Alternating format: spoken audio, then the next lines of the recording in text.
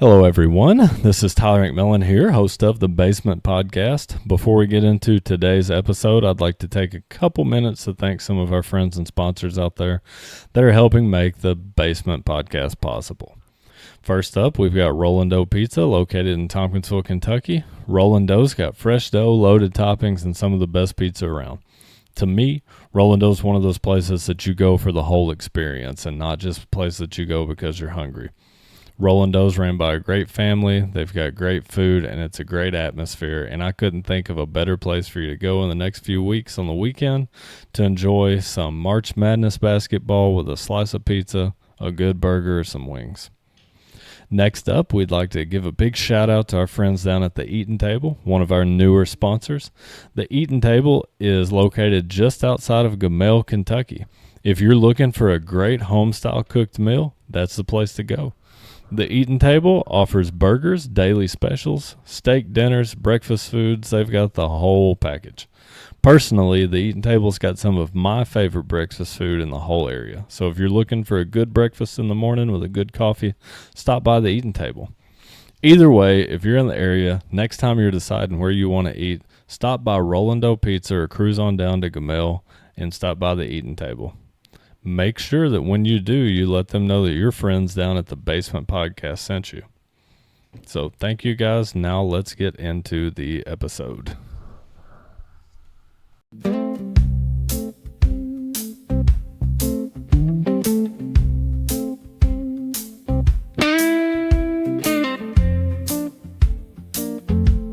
We're in the basement. We're in the basement. We're in the basement.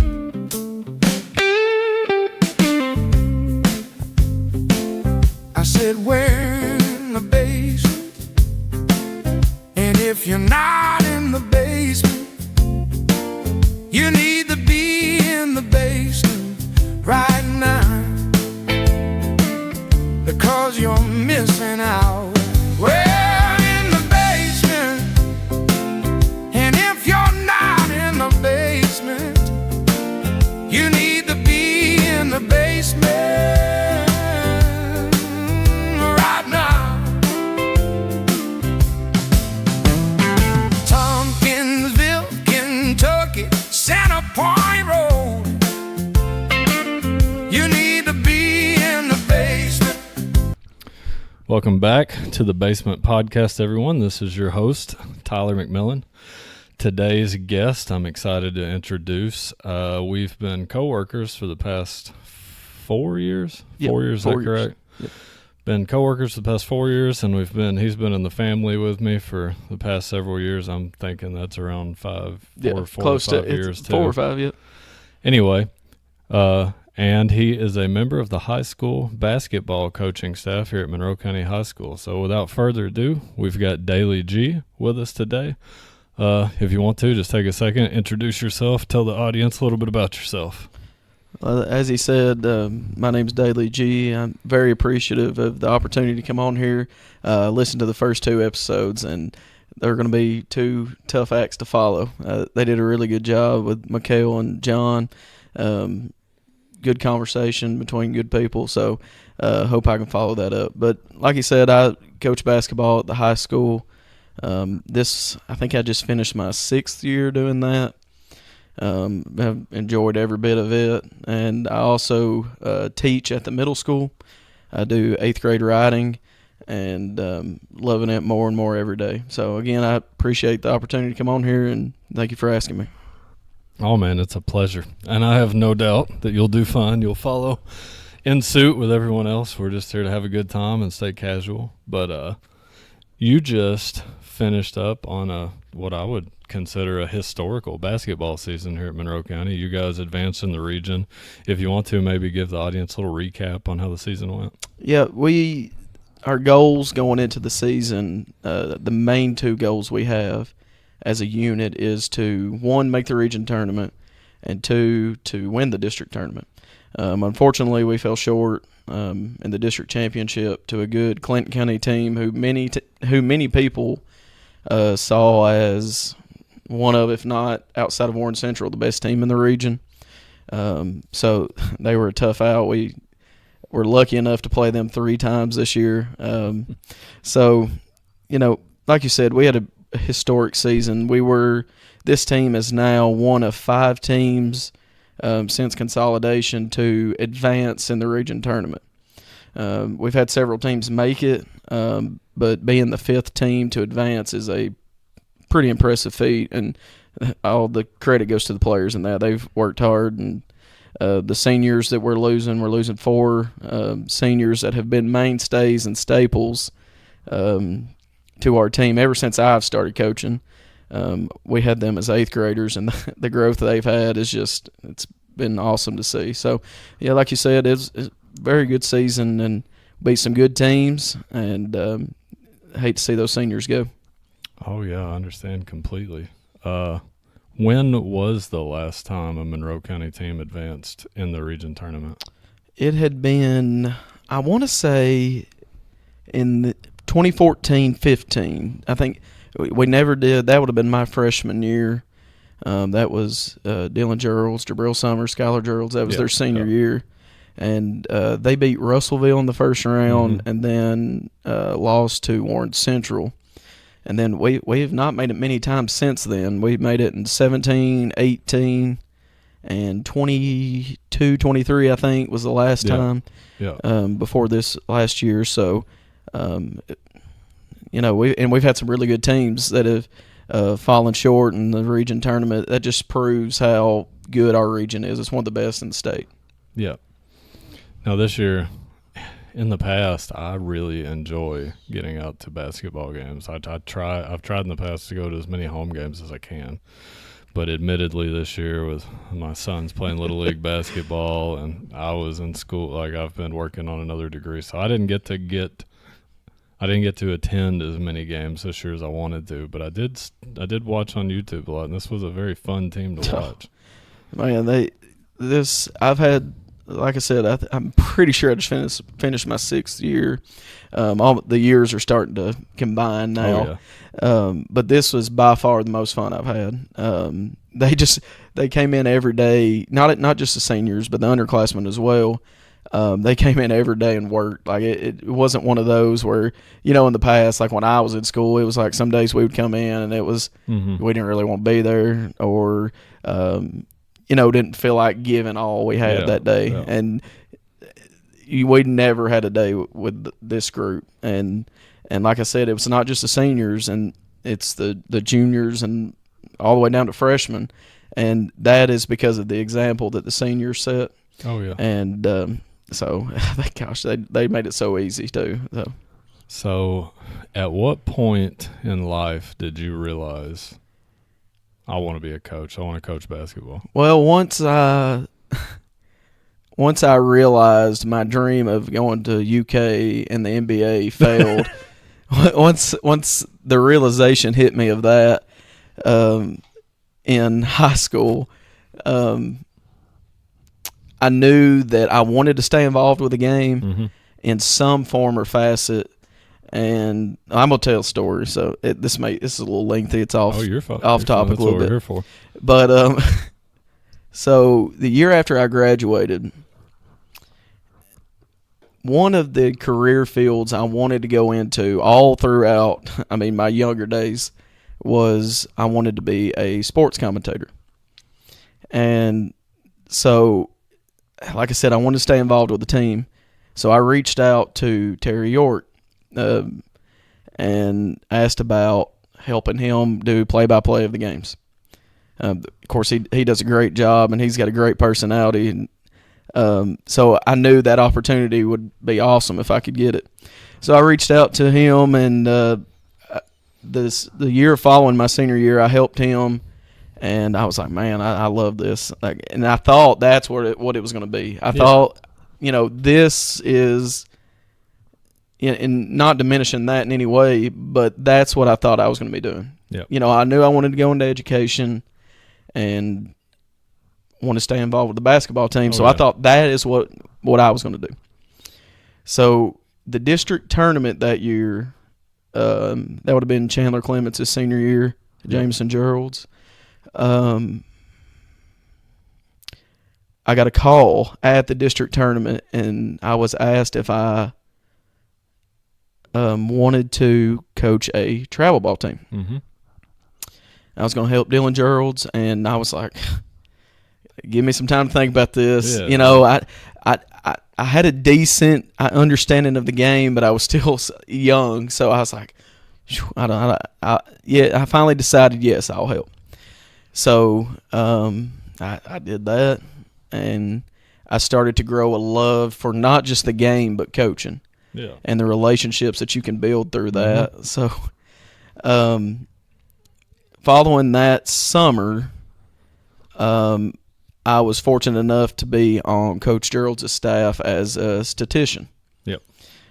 So I did that for 1 year and got to learn and watch how things are done from him and his assistant coaches. And the opportunity presented itself that I could help or be the freshman coach and help with the varsity. And ever since then, I loved every minute of it. So that's really how I got started in it. Yeah, yeah. Speaking of Coach Gerals, now I got word today. This is second-hand information, so I do think that the source is accurate, but apparently Coach Gerals is willing to come on the show. Well, what do you think about that? I was just telling you this earlier as far as media. In the past, and I could be wrong with this, he may look at me and say you're completely wrong. Yeah. But in the past, I feel like he had never really branched out as much as I probably would have, because I like to talk. Yeah. And so in the past, it had been media day, and that, he would be just fine with doing that, take his seniors and call it good. Yeah. But now this year, in town, he got on the radio station here. A Bowling Green station reached out to him and the seniors, and he went and did that. So I think he's wanting to. I believe it, and I think he would be good. The knowledge that he could give and his perspective on coaching and so many other things, he would do a good job. Now, of course, I've coached Ashley's son in middle school football the past couple of years.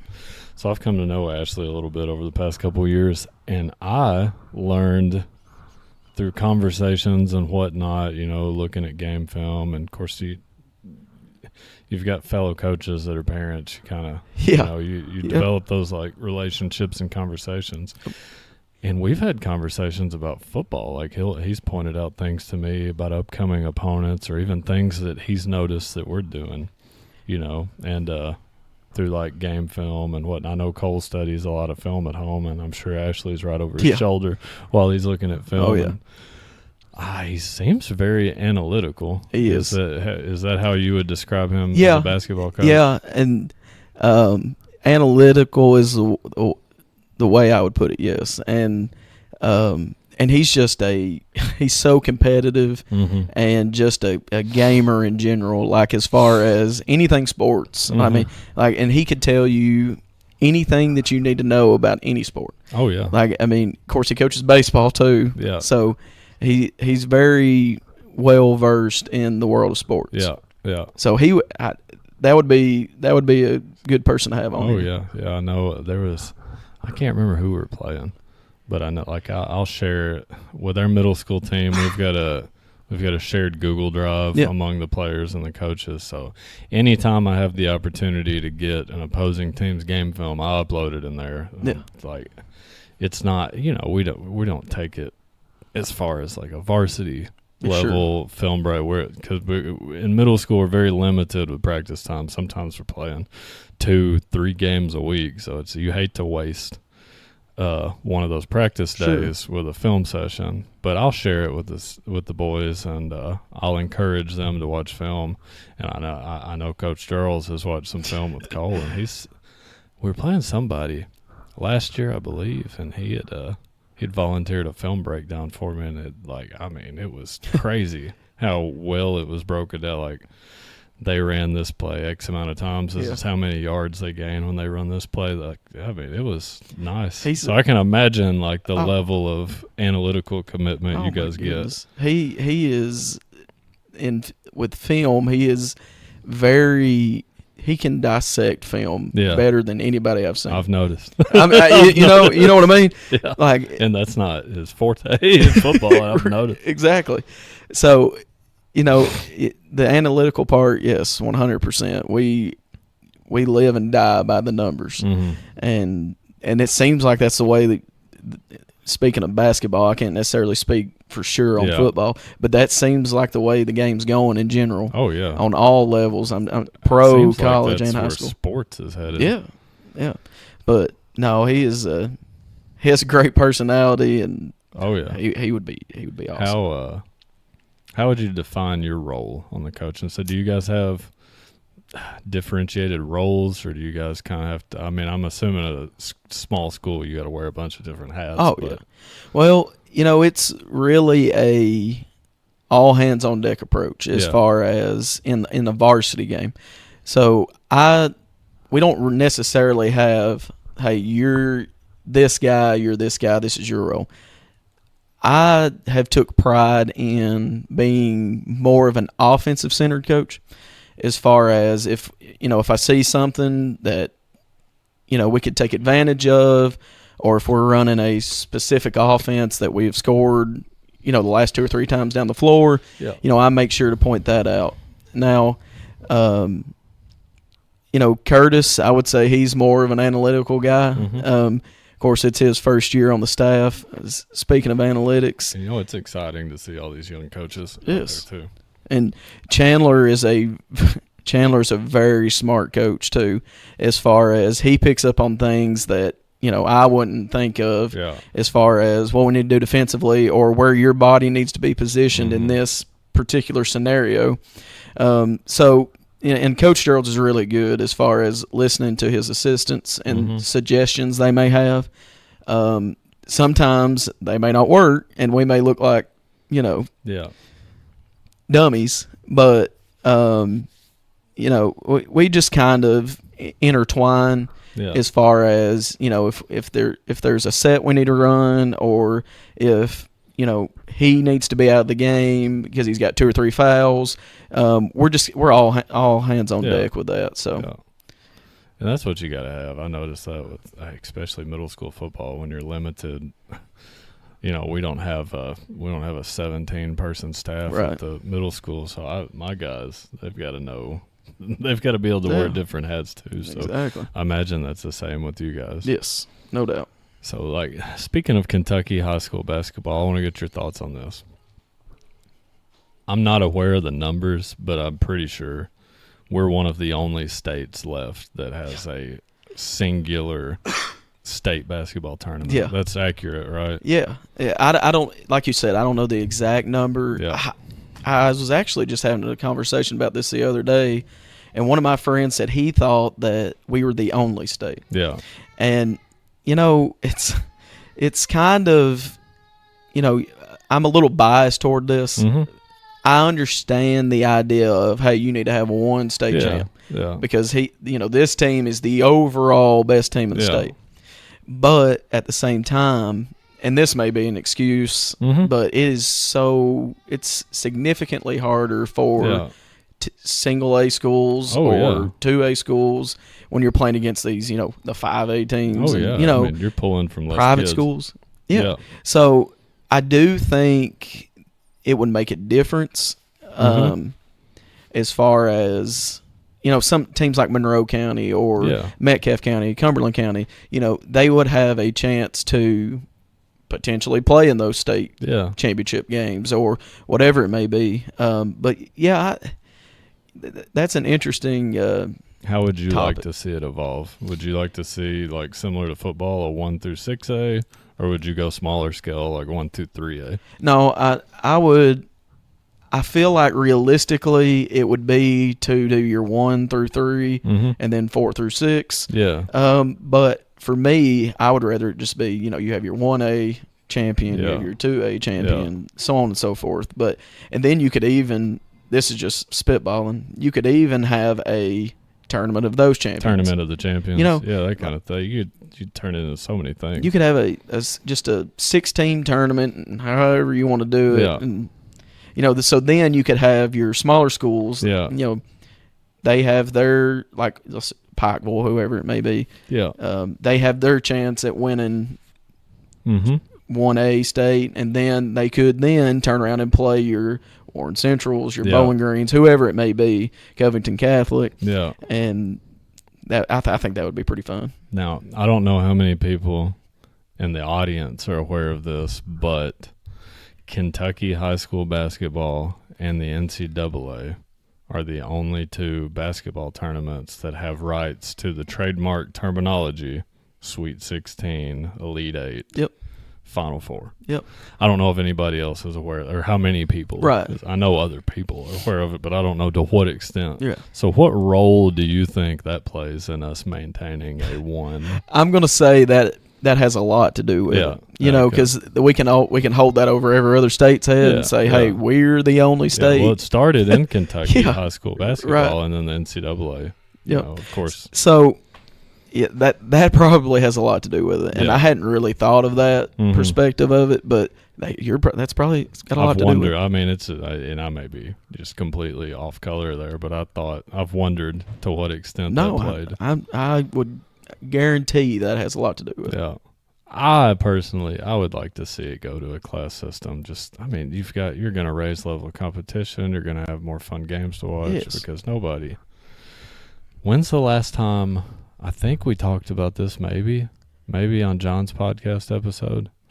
But I think the last time a non-Bowling Green school won the 4th region was 90s. It's the last time it was not Bowling Green or Warren Central was like 2000, somewhere between 2000 and like 2004. Yeah, it's been a long time. And then it was Greenwood. Yeah. Before that, I want to think. No, I guarantee you, Dr. Murphy knows the stat. Yeah, there's a good chance of that. I think it was Franklin Simpson, probably. Maybe. Yeah, they had some good teams. Which is essentially, outer Bowling Green. Close enough. It can't. It should count. But yeah. It's been a long time, and it's just, our region has been dominated. I mean, for years by Bowling Green and Central. Like this year, South Warren, this was the first time they'd made the region tournament. Yeah. And they've had some dang good teams.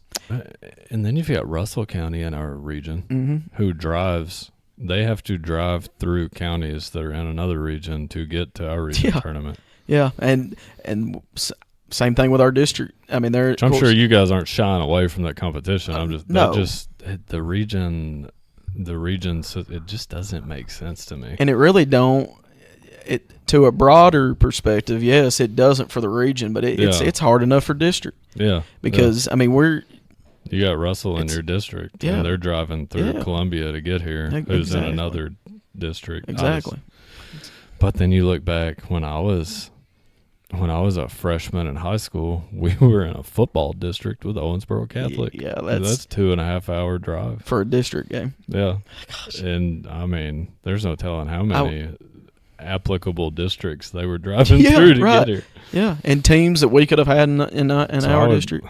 I don't know. Do you know? Is there like a committee? Is it the KHSAA?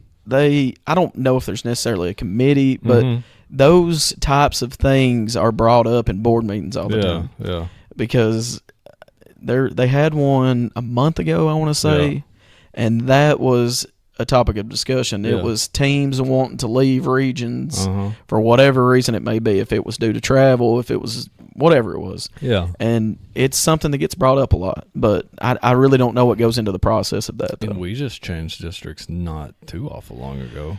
Yeah, that was... We were in Barron County, Allen County, Glasgow. Which, I mean, that was a tough district, too. Oh, man. Every year, like, you knew what you were going to get. It was just going to be... Not that this district's not. This district is as even of a playing field as you can get. But in that district, we knew we were undersized, so to speak. Well, the school, I mean, enrollment. Purely enrollment, we were undersized. No doubt. I mean, but... Yeah, How many of those teams remain on the schedule yearly? Of the 15th district. Yep. We still play Barron County twice, Mhm. so we do a home and home with them every year, and then we play. So since we've left, I don't remember if the first year we played Glasgow, Yeah. but we try to play Glasgow once, Uh-huh. and then Allen County unfortunately we haven't got to play them yet. We had them on the schedule this year, but the ice storm came and Yeah. took that away, and of course now Warren East took our spot in that district. So in this new district, have we developed any? Do we have any budding rivalries, or do we have some pretty set in stone rivalries? You think? Yeah, and I'm gonna say, Do you have a game circled on your schedule every year? Clinton County every year. Yeah, I figured. I mean, there's, and I probably shouldn't just come out and say that, but it's the truth. Yeah. I mean, we're not the biggest fans of them; they're not the biggest fans of us. Yeah. And with all that being said, that makes the game fun. Oh, my it's gosh. like, you want that. You don't want to. I mean, we drive over there, or they come here for a freshman JV game, Yeah. and you would think it's a varsity game, Oh, yeah. just the way the intensity of the game is. And I'm not saying it's necessarily one side or another, but that is the one. And I would say if you ask them, they're going to say the same thing. Oh yeah. And I remember when I was in high school, Clinton County wasn't in our district, Right. and that was still a game like that. You went into that game knowing it's going to be chippy, it's going to be physical. Yep. Clinton County plays very physical, or I feel like they're known for that. Yeah, no doubt. Play very physical. They like to control the pace. Yes. And, they've been through 2 coaches in the last 5 years. I don't know how long Coach Irwin's been at the head coach, but they did not skip a beat at all. I mean, they are still as physical as they were when I was in high school with Coach Messer. They had a guy when I was in high school. His last name was Storm, maybe. Mm-hmm. Is he still involved? They have there's one of their assistant coaches' name is Storm Burchett.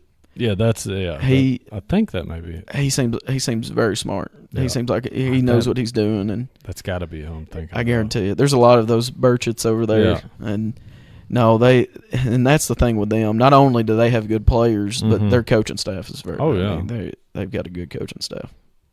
So I mean, speaking of those like chippy Mm-hmm. games, you're not that far removed from your playing days. How old are you? I'm 26 now. So I mean, it's not like Not 8 years. It's not that long ago. So No. you're a young coach. When you find yourself on the bench in those like chippy situations, I know you want to keep your guys level headed, Yeah. but how is that as a young coach? Well, in high school, it took all I had not to just come off the bench at times. Yeah. Of course, everybody knows I didn't play much, but I've always said, and I still say to this day, that if I had the capability, opportunity, everything went the right way, I would not be able to play in those games. Mm-hmm. Not necessarily because of the moment or anything like that. It's more of I don't know if I could like control myself, because I and to give both teams, all these teams credit that where you have a chippy game, we do a pretty good job of holding our composure.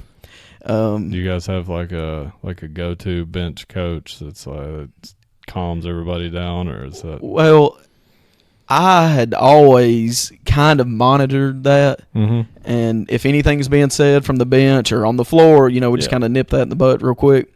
And this is off topic again, but I appointed myself of this when I first started. I was the get back coach of Coach Gerald's. Yeah. Well, as times went on, I finally just gave that up because there was time like after a couple of sprained wrists and I was just like, you know what, I'll just let him go. But but back to the point, there's the balance there because you clearly want your guys to match physicality and, so to speak, throw the first punch. Not necessarily, you just want to set the tone. Yeah. But just, I guess, finding that middle of doing it the right way and being smart while you're doing it. That's and I've got better with that, but there for a while it was just, you go out there and, take their head off. But now it's more of, just set hard screens and, really box out. So I think that goes hand in hand with that. Would you? How would you compare? How would you compare your all's play style this year as opposed to maybe your last 4 or 5 seasons? Well, and this again, credit to Coach Gerald. He does a good job of. He's not setting. He doesn't have a particular way he wants to play. Like a philosophy. A philosophy, yeah. And it's. He does, to an extent, have a philosophy. We want to be good defensively. Mm-hmm. That's what it all boils down to. We're going to win games if we will play good defensively. But this year, we were adjusting to the opponent that we played. Mm-hmm. If this team, likes to get out and run, we're going to try to stop the ball early in transition and make it a half-court game. If there's a team that likes to slow it down, we may throw a press in there. Yeah. When we get a rebound, we're looking to pass it up the floor, shoot layups. So we just adapt to the team that we're playing and to our strengths. So, but that was the thing this year. In the past, we've had teams that were really good defensively and kind of shaky offensively, and we've had teams that were really good offensively, but defensively we're giving up too many points. Yeah. This year we were right in the middle to where I wouldn't even say in the middle. We were good both ways.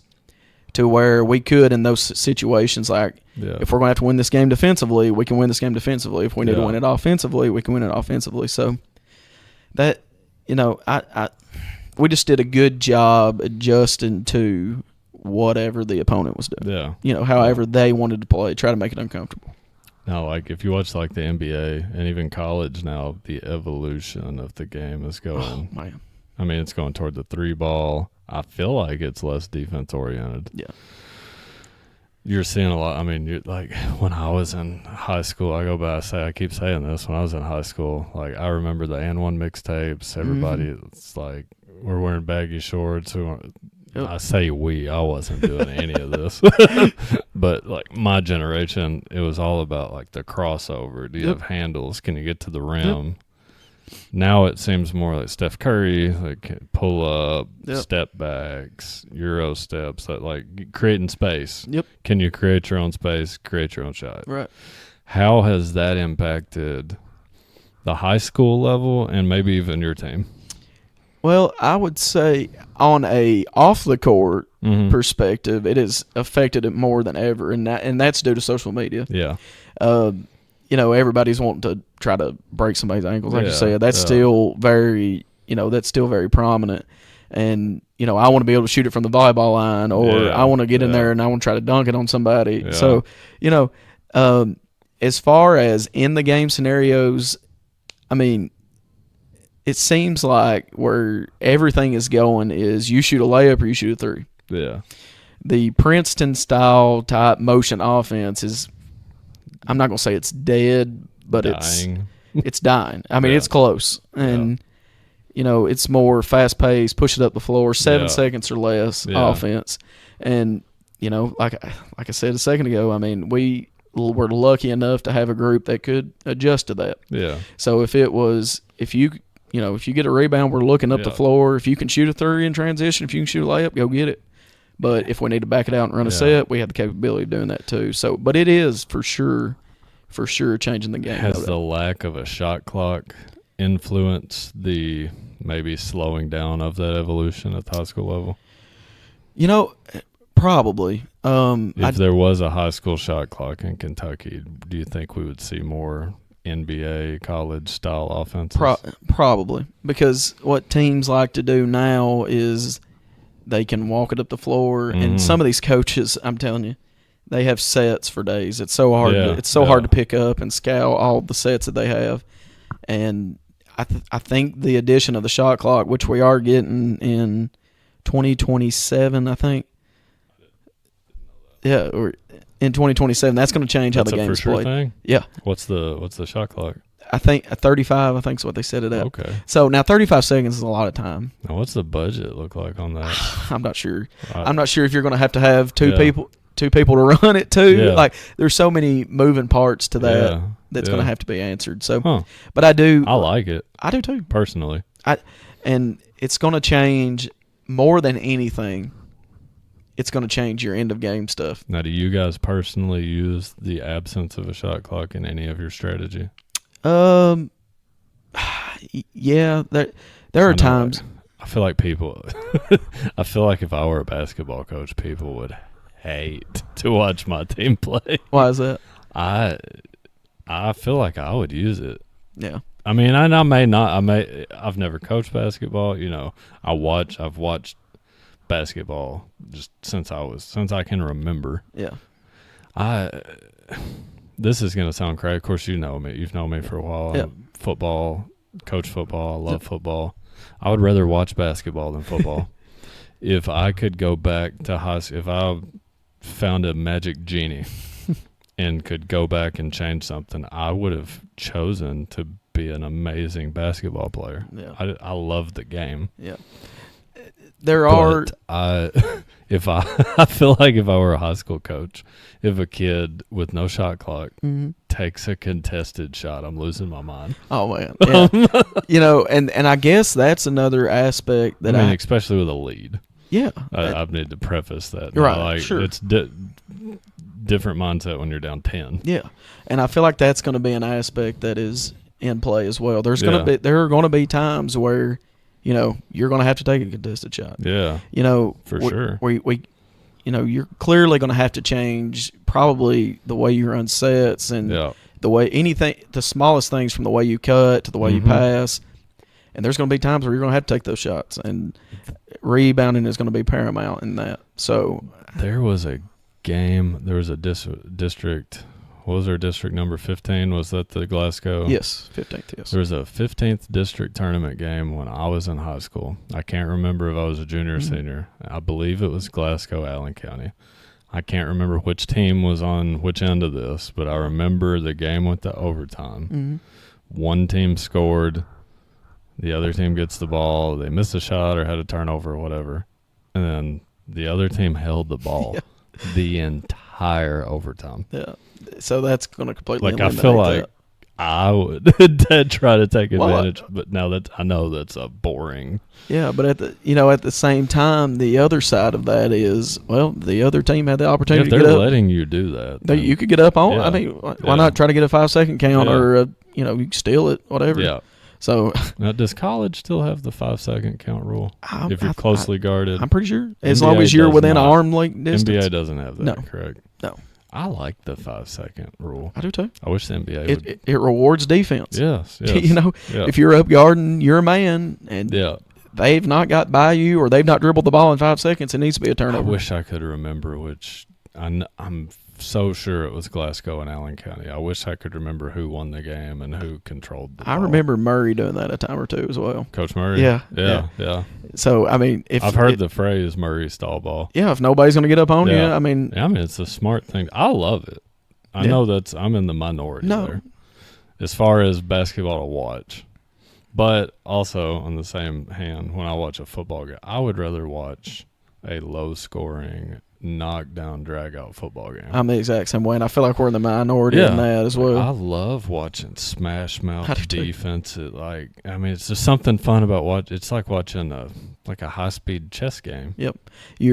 That's what it is. It's a chess match. I'm getting 3 or 4 yards here, then I'm going to try to set this up. That's what I like to watch. I agree. I know the majority of America wants to see 178 points scored and dunks and threes. I like defense. I do too. It's just something special about a defense. Now, I like Patrick Beverly. I know that he's not everybody's cup of tea. Right, no, yeah. But I always liked him. Who's your all-time favorite basketball player?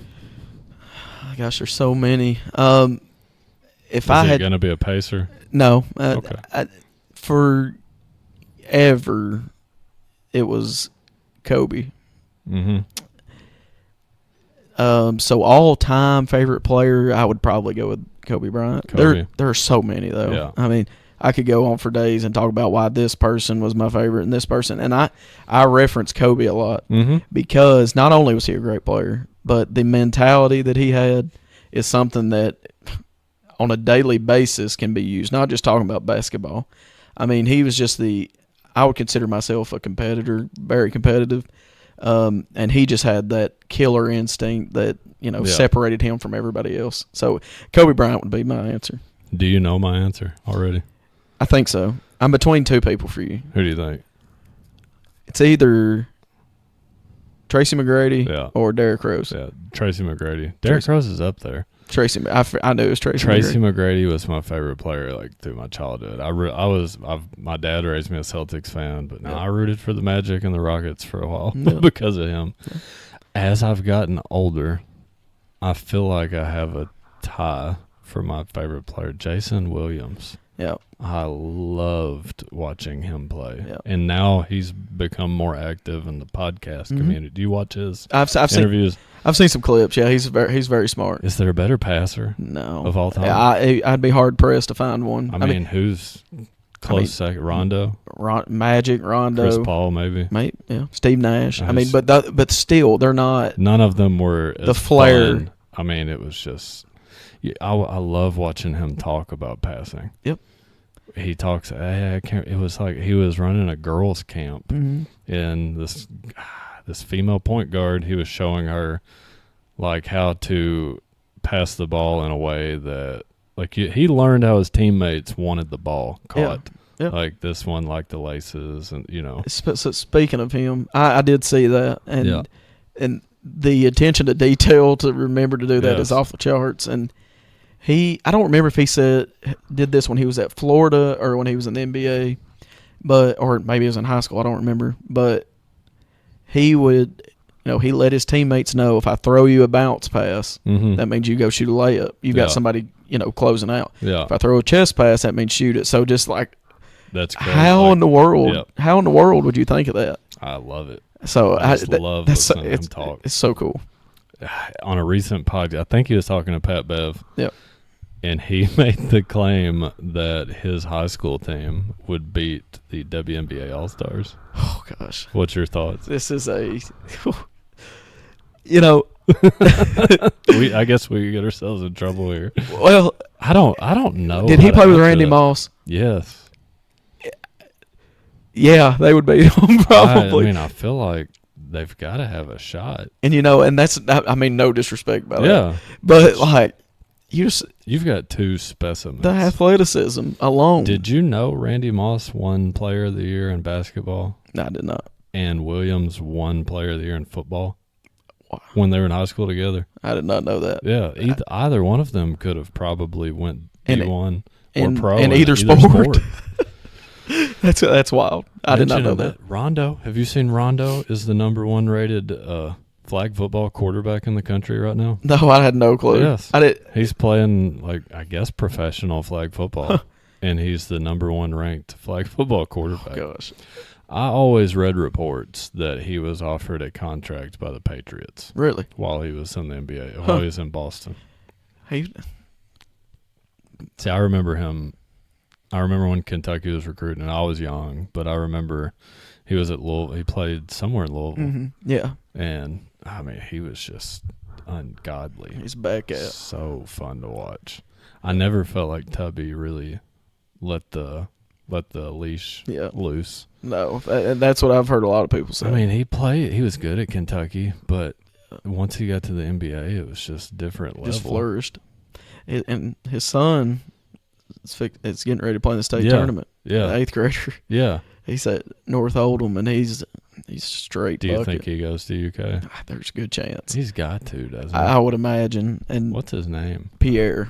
Yeah. Pierre Rondo. And wasn't Rondo a line judge in the All-A volleyball tournament? He was. Yeah, his daughter was on. Didn't we have some girls get their picture with Rondo or something? Yeah, his daughter was competing in the Class A champion or the tournament, and our girls were as well. So he sure was.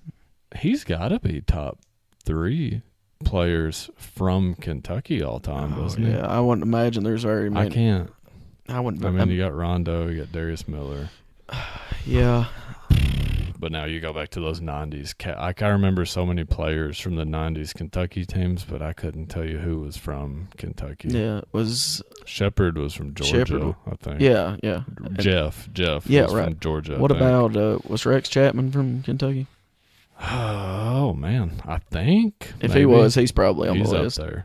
I can't remember I exactly. can't remember how many. I mean, we've had some dogs, And we've had few in the Cal era, like Dominic Hawkins. I wonder where Dan Issel was from. I'm not sure, but if he's on, If he's from on, Kentucky, he's number one. He takes the cake yeah. there with that. Now Reed, he's gonna Make a case. He's gonna make a case for the list. For sure. I'm putting a lot of stock into Reed Shepherd. Yeah. Of course, I love him. I'm Yes. biased. Oh, I know. I think KD loves him too. Yeah. From what I'm Seems seeing. like he's his favorite. Speaking of Kentucky basketball, I know that we had a tough loss to Florida today. Yeah. Thoughts on that game? You know, it's hard for me to say this, but it is to beat Florida who Duke, Florida, Michigan, Arizona are your best teams. Yeah. It's going to take, for Kentucky to beat one of those teams, it's going to take them to have a very, I won't say bad game, but a mediocre performance. And Kentucky's probably going to play their best. Yeah. Today, neither team shot very well. I mean, both teams were 30%, I think. But the number that just glared to me was the rebound, and it was 49 to 27. Now, I had John on last week, and we know that he's not the biggest Mark Pope fan. Yeah, for You're sure. still on the Pope train? I am. And, you know, it's hard for me to give up on somebody after 2 years. You know, and especially as, you know, smart that he is on the offensive end. Yeah. You know, you can question the recruiting aspect of it, and rightfully so. I mean, do you think is he waiting on the portal, you think? yeah, and I don't know if that is necessarily the best idea, if that's what he's doing. Yeah. But now I will say, Yeah. for years, me, myself included, we complained that all we were getting was, you know, Did you watch my episode with John? Yeah. So you heard my argument. Yeah. Okay. We Finish. We, Sorry to interrupt. No. We were wanting the older guys. Mhm. We wanted established college basketball players. So we're kind of getting what we want. Yeah, And in a way. That's my thought. My thought is I feel like the majority of Kentucky that wanted Cal gone wanted to see a team developed. Yep. I have friends, I'll remain nameless, that said, quote, I would rather see us have a rough couple years and develop a team with some Kentucky guys and some 3-4 year players than to have Cal come back. Yep. Those same friends are frustrated and they're telling me they want him gone. And I'm like, you're getting what you wanted. Exactly. Now, I feel like I'm the bridge between you and John. Yeah. I am not on the fire Pope train. Right. I'm not on the I think you walk on water train either. Right. No. I would like to see some things change. The most alarming thing about today's game for me was that Florida went on a 7-8 minute stretch. Yeah. Didn't score. And we were still down 14. That's it. We weren't scoring either. Now, how much, in your eyes, how much of that's coaching, how much of it's players? You know, with coaching in that aspect, and it's easy to say, well, he probably should have called timeout. Uh-huh. Well, we're playing good defensively. You're holding them scoreless. Can't put the ball in the basket. Yeah. So, you know, maybe there could have been a timeout called. We could have gotten one of our best sets. But or maybe a timeout's called and Florida comes out and True. they're on fire. Exactly. So, more than anything, I think that just comes down to the players. Yeah. You know, you have just got to decide, hey, we have got to get back in this game. I'm going to will one in. I'm going to go to the free throw line, whatever it may be. What did you see today that you didn't like? In the first half, I actually liked a lot of things we were doing in the first half. We coming into the game, we knew we had to do two things. We had to make it a half court game, and we had to keep them off the boards. And early, we did that. I thought we did a pretty good job slowing them down, but we were scoring. When really the main thing that I was kind of frustrated with was the lack of effort on the boards. I wouldn't necessarily call it lack, but I'll just say effort we had on the boards and the inability to knock down shots. But now that's those, you're going to have those games. What? Substitution patterns too. That's I my know you're thing. going to get on that. And I mean, like, obviously, I'm not a basketball coach. I feel like I pride myself in being decently knowledgeable. Yes. And I may be off color there too. I may not know as much as I think I do. No. I feel like I've watched a lot. I don't miss Kentucky games. Yeah. Like, I mean, when my son's practicing basketball, I've got the game pulled up. Right. Yeah. But my big things today, I mean, the rebounding, we allowed too many offensive boards. Sure. But at the same time, are we allowing those offensive boards, or is Florida just they were so big? I mean, they start 2 7-footers. Yeah, like, I mean, how much more can we do? I know. And the fire Pope guys are going to say, well, we got to recruit better. We got to get big, some guys with some more size. And this goes back to, I guess, this hand in hand with the situational lineups. Mm-hmm. I said multiple times, and people are going to disagree with this. You may disagree with it. But I thought there was a scenario there where we probably should have had Garrison and Marino out there. Yeah. And Diabate was playing well, so it's hard to justify taking him off the court. But I just thought, man, like the rebounding, like we may lose a little bit offensively. Yeah. But you're not giving them 2 and 3 chances on the other end. Yeah. I agree with that. I hadn't thought about that. So I would have liked to seen that, and we hadn't done it yet. That's the third time we'd played them. We hadn't thrown that lineup out there. Yeah.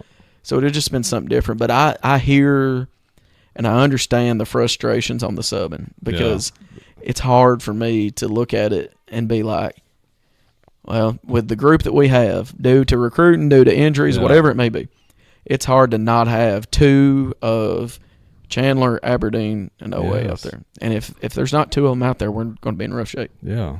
I mean, it just seems like sometimes when a guy gets hot, he pulls him out of the game. Yeah.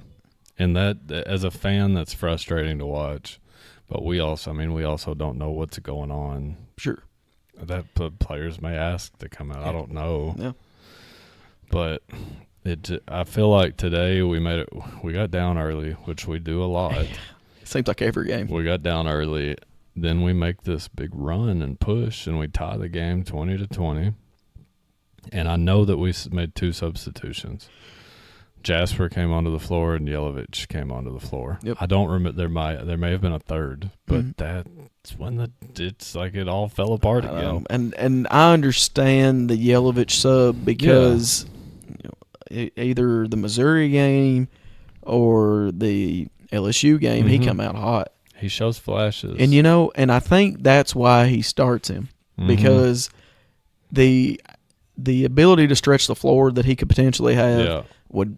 Oh gosh, it would send this team skyrocketing. Yeah, because I feel like he's not crossed that. No, not yet. He's not had that like coming out moment. No. He's had flashes, but then he reverts back to the. I don't know that I would say soft, but maybe.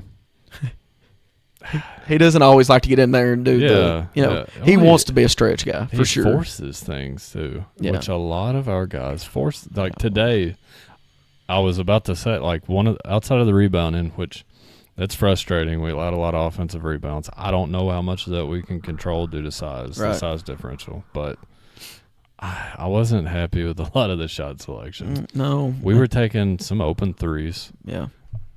But we weren't hitting them. Right. At what point, now you as a basketball coach, at what point do you say, all right, we're getting open threes, but we can't throw a beach ball in the ocean? Right. Let's. Yeah, I know what you mean. We've actually had several moments like that, and it's, you can usually get a feel of that early, but you don't want to bail on your game plan necessarily. Yeah. But I mean, if it gets in a situation where the other team is on a run, I mean, you're gonna try to get to the free throw line at least. But I think that is due to Florida. Yeah. Like they not only, I mean, it was they cut off all driving lanes to the rim. Like they top guarded Chandler. They were not letting him come off a screen and get a good look. They were doing whatever they can to keep Oweh from getting downhill. Yeah. And if they did, well, guess what? We have a 7-footer waiting for you. Yeah. So it's it's hard. As bad as it pains me to say it, that we might have played the best team in the country today. They're very good. It kills me to say that. I hate Florida. I have a very strong disdain for Florida. I understand. And there's not a lot of Kentucky fans up there with me. I don't think anybody likes them. No, right.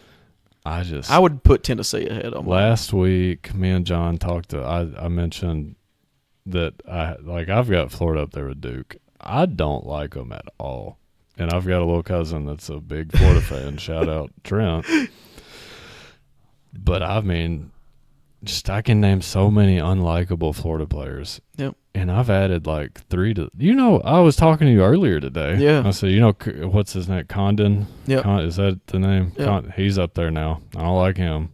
Yeah. It seemed like I hate to be this Kentucky fan, but the refs. Oh, I hate to say it because I'm always first. So you can't complain about the refs. You got to play the game.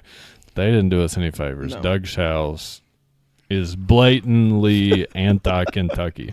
I used to think he was anti-Cal, and then we played Arkansas this year. He's anti-Kentucky. He made the choice then. He's anti-Kentucky. No doubt. But they let him get away with murder. Yep. The hip check on Williams. Yep. If you watch him individually during the game, he's always got a little extra something on his screens, and he's never called for sure. it. The Chandler play, when he bloodied Chandler's nose. Oh, yeah. I feel like it was intentional. And I'm going to get called an idiot out there in the comments. You can say what you want. I just think he's really good at making it look incidental. Yeah. I thought, now you can say what you want if it should have been a flagrant or not. Yeah. Okay, yeah. The foul was on Chandler. Yeah. I mean, he fouled him. Yeah. And then the follow through. Yeah. I mean, there's been calls for, flagrant calls for much less. Yep. As long as there's contact at the head and neck area, all bets are off typically, other than today. Well, the flagrant one is not designed for intent. It's designed to protect the player's head. Yeah. And the refs right there said, hey, Chandler, we're not going to protect your head. No, we'll do it for everybody else, but not yours. That's my opinion. I agree. I feel like 100%. in the first half, Condon should have had 3 fouls. Yes. Maybe 4. I could argue 4. It's hard for me to believe that as physical as they are. I mean, we weren't. We might have ended up getting in the bonus and in the first half. Yeah, but it was close.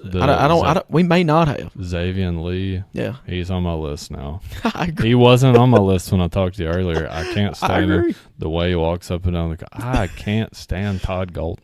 No, he tops the list for me for player coach that are like, oh, I want him at Kentucky. I don't care how many games he wins. I don't like him in his little quarter zip.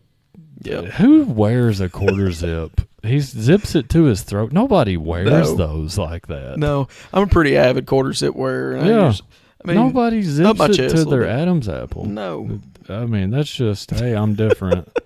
To me, Todd Golden does so many things during a game. That's like, hey, look at me. Yep. This is my show. It's about me. Like the antics of the players when he's pushing them. That's for attention. He's doing. The player, I don't remember who it was. Did you see him shove like his own play? Like I want to say the hype moment. I want to say it was Condon. The player didn't care. He walked away from him. Golden was purely trying to get people. The to camera's look at him. on me. Yeah, People are watching me. I'm the hype man. I agree. can't stand him. I agree. I'm sorry. Now, in a theoretical world, Pope leaves. We hire him. I'm gonna eventually like him probably because I'm such a Kentucky fan. But I'm not going to like it initially. I think it's one of those things to where I always did this with Tom Brady, where I could not stand the sight of him. Uh-huh. But if he would have been on my team, I would have loved it. So I think that's how I am with Golden as well. Like, gosh, I can't. Like, him talking to the Kentucky fans after they beat us at home and, doing the Gator chomp. Like, I can't stand it. But if he was doing that for my team and we were winning, I would be all in for it. So I would like to see Pope get a little chippier with him. Yeah. There was a point in the game, I'm talking to John today, I'm like, I'd like to see him get thrown out. I know. Maybe, I mean, it was like, what else do we have to lose? Maybe that gives your guys that. How many times did Cal get thrown out and then we won turn around and win the game? I know. It's something about that just. Yeah, I mean, it's like, I'm going to fight for my coach. Your team gravitates around. They need that. I agree. Show him. I know he's. But you got their back. I know he's a really polite guy, but maybe get thrown out of a game. Yeah. probably not now. The NCAA tournament's Right. coming up. Let's stay in those. But yeah, maybe for that's next something season. to think about. For sure. I don't like the guy with the curly hair. What was it? Heron? Han Logden. Handlock. Yeah, I don't like him. He's on my list now. Yeah. I can't stand any of them. I know. Like, Golden just puts me like it's like they're becoming that like early 2000s Duke. Brand. Yep. The type of players that they have. It looks like that's exactly what he's trying to model. And the refs definitely favor them. Oh, yeah. They love them. I don't know. I just can't stand them. I'm sorry. Florida football is okay in my mind. I want to beat them every time I play For them, sure. but I don't have a disdain for them like that. I can't stand Florida basketball. No. I agree. Because it's like, I don't know. I feel like they're trying to get to this they're trying to get to this point that they're putting themselves on brand with Kentucky. Yeah. And I know we've had a down 8 years or Yeah. so, but they're not. Well, you can't take away from the past. Yeah, 70. they're not. You're not. They're a few championships away from being in that conversation. Yeah. How many do they have? They went back to back with Al Horford and Joakim Noah in that group, and then they won last year. Do they have 5 or I want to say they have 4, 4? but I could be wrong. I can remember 3 off the top of my head, but they may have 5. I'm not sure. Kentucky's coming back. It may not be this year, next year. They're not gonna be. We're not turning into Villanova. Villanova had their little stretch there where they were dominant, and then now they're struggling to win a conference tournament game. Have you read much into the JMI NIL thing? A little bit, not much. Do you have thoughts on it? I've not read enough to even have I don't like opinion. it. I feel like Pope's handcuffed a little bit there. Yeah, through JMI. I feel like it. Now, maybe I'm wrong. They control a lot. Yeah, and I'm getting a lot of my information from Matt Jones. Yeah. And people have different opinions of Matt Jones. I tend to like him. I do too. According to what I've read per Matt Jones, JMI, if you come to Kentucky and you pursue NIL deals, they have to be a JMI affiliate. Yeah. But what else I'm reading is that JMI doesn't like to offer you what it's going to take to get you until the end of the negotiation process. And at that point, like you may, let's be real. We live, and Mikhail talked about this a couple weeks ago, we live in a world where these kids are taught to be selfish. Yep. You got to play into that if you want the kid. 100%. You've got to make it about them. You got to find a way to make it about them, and that's there's no better way than to give them what they want. Whatever they want. I mean, this is Kentucky. Why are we not? True. Kentucky's mentality recruiting we are the baddest of the bad. We're going to do whatever it takes to get the best of the best. Yep. I agree. That's my thought. No, I agree for sure. There's no excuse where we shouldn't be getting the best guys. Now, on the same token, everybody on the Mark Pope fire train, like, look back at Coach K. Mm-hmm. If he's not given grace, he's gone in 2 years. Oh, no doubt. He didn't have a hot start at Duke. No. Look back at Pitino. Now, Pitino inherited a Kentucky team that was on probation. Yeah. But if he wasn't given grace, he's fired in 2-3 years. Definitely. It took him, what did he get hired late? Was he hired 90 or 89? Somewhere around there? Yeah. He followed Eddie Sutton. It took him a little bit to get a championship. Doubt. People don't realize how hard it is to win an NCAA championship. I know. It's the hardest tournament in sports. No doubt. There's no argument. For that particular game, you have to be the better team or you're not. It doesn't matter if you're on paper the better team. That night, you have to be the better team. You go back in time, and the NCAA tournament is let's say it's a 3-game series. It's not even a 5 or 7. 3-game series NCAA tournament. How many more championships Kentucky have? Man, they're in Wisconsin's not beating Carl Towns. No, they're in the double digits. No doubt. Yes. They're probably 11, 12. I feel like they go on like a UCLA-esque run Probably, yeah. with a series. Like, I mean, you just think of all the good teams. You take it to a 5-game series? Yeah. Oh, my goodness. Cal probably has multiple himself. I know you're not the biggest Cal right, but guy, no, he does. He but would. I feel like you were at one time. Yes, for sure. For sure. How many does he have if it's a 5-game series? He's ahead of Coach K. He's probably.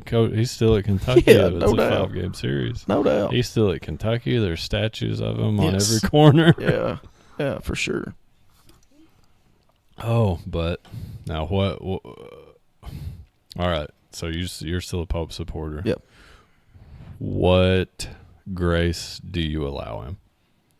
As far as like years, is that Yeah, like I mean, just how like what does he have to do this year, next year? Like what's your outlook? well, I've made a take, I guess you could call it, that our standard at Kentucky might have changed a little bit. Now, we can agree, disagree on that, whatever. Forever, it's been we're winning the championship or it's not been a good year. Well, last year, which was Pope's first year, it's the first time we made a Sweet 16 since 2019. So, to me, winning today would have really helped his case for a lot of people because then the field's wide open. But for me, I think you have to get back to what you did last year. Making it to the second weekend would be great. Yeah. And, maybe getting to that Elite Eight, the Final Four, potentially. Now, clearly on paper, we're probably not going to do that. Yeah. But, off the court, what I want to see is I want to see him get a big fish. I want to see him get Tyron Stokes. Okay. Now, Tyron Stokes is a head case in himself. Yeah. But just to show people that Pope can get that main guy. Yeah. And, go just have a better year in the portal. Now, because now if he would have had a bad year in the portal his first year, and then he has a bad one this year, we're kind of in a rough spot then. But, I think after what he did his first year, I think he has shown that he's completely capable. Yeah. But I will say next year is going to be make or break. Now I feel like next year's a big year for him. Yeah. Now what's he have to do next year in your eyes? Well, first off, we need to play on Friday in the SEC tournament. Okay. We don't need to be playing on Wednesday and Thursday. Okay. So that would be finishing in the top 4 of the SEC. Yeah. I think you've got to get a top. You need to be at least a 4 seed. I mean, you need to be a 1 through 4. Yeah. I mean, clearly the goal's a 1, but that's not always realistic. Yeah. And we need to have highlight reels on the court. I mean, our players need to be able to put up highlights. Yeah. This year we've had spurts where our players have played good. Like Chandler's had his moments, always had his moments. But we need to see that on a consistent basis from the team as a whole. So that's kind of what I'm looking for. I'm not necessarily in the group that says at times it's needed, but I'm not necessarily in the group that's saying that he's got to be this coach that's up in your face and, yelling at the officials and getting teed up and, throwing clipboards and ripping his jacket off. I'm not necessarily in that group. But I would like to see that occasionally. But like I said, he's going to get another year. For those of you that don't like him, he's going to get another year. So you might as well just put up with it. Yeah.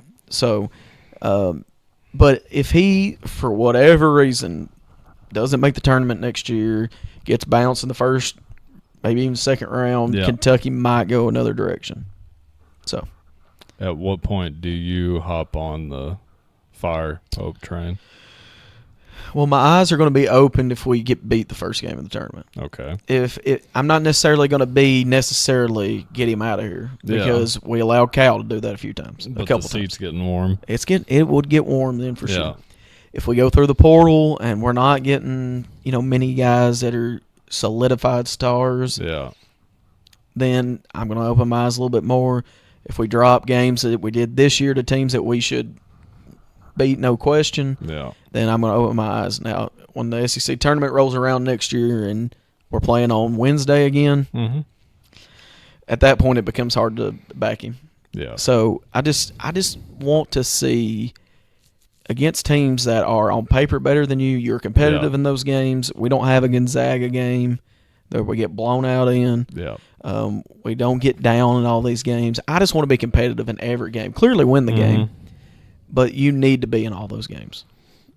I feel like he keeps my support for the most part if we retain players. That's a good point. That's what I want to see. Did you watch my episode? Yeah, that's a good point. How did you feel about my take? Like, I want to see him retain Colin Chandler. No, for that's sure. got to be a priority. I agree. I feel like he's got to retain Marino. Yep. I mean, I know he's getting some draft conversation. Right. I don't think he's ready. No, maybe I feel like that's a conversation Pope needs to have with him. Yep. You're not. You come back, we get you ready. You come back, we do this, that, whatever. I want to see him bring back Jasper for sure. Mm-hmm. Colin Chandler for sure, Yep. Marino for sure, and then I want to see, does Mo have eligibility left? He's a junior. All right, you look at guys like, you look at Mo, Jalen Lowe. Yes. Who else am I thinking? Cam Williams. I think you have to get one of those three back. I agree. You do that, you've got my support, and then you got to bring in some guys around them. I think if you can, I don't know how realistic it is to bring Mo, Cam, and Lowe back. Right.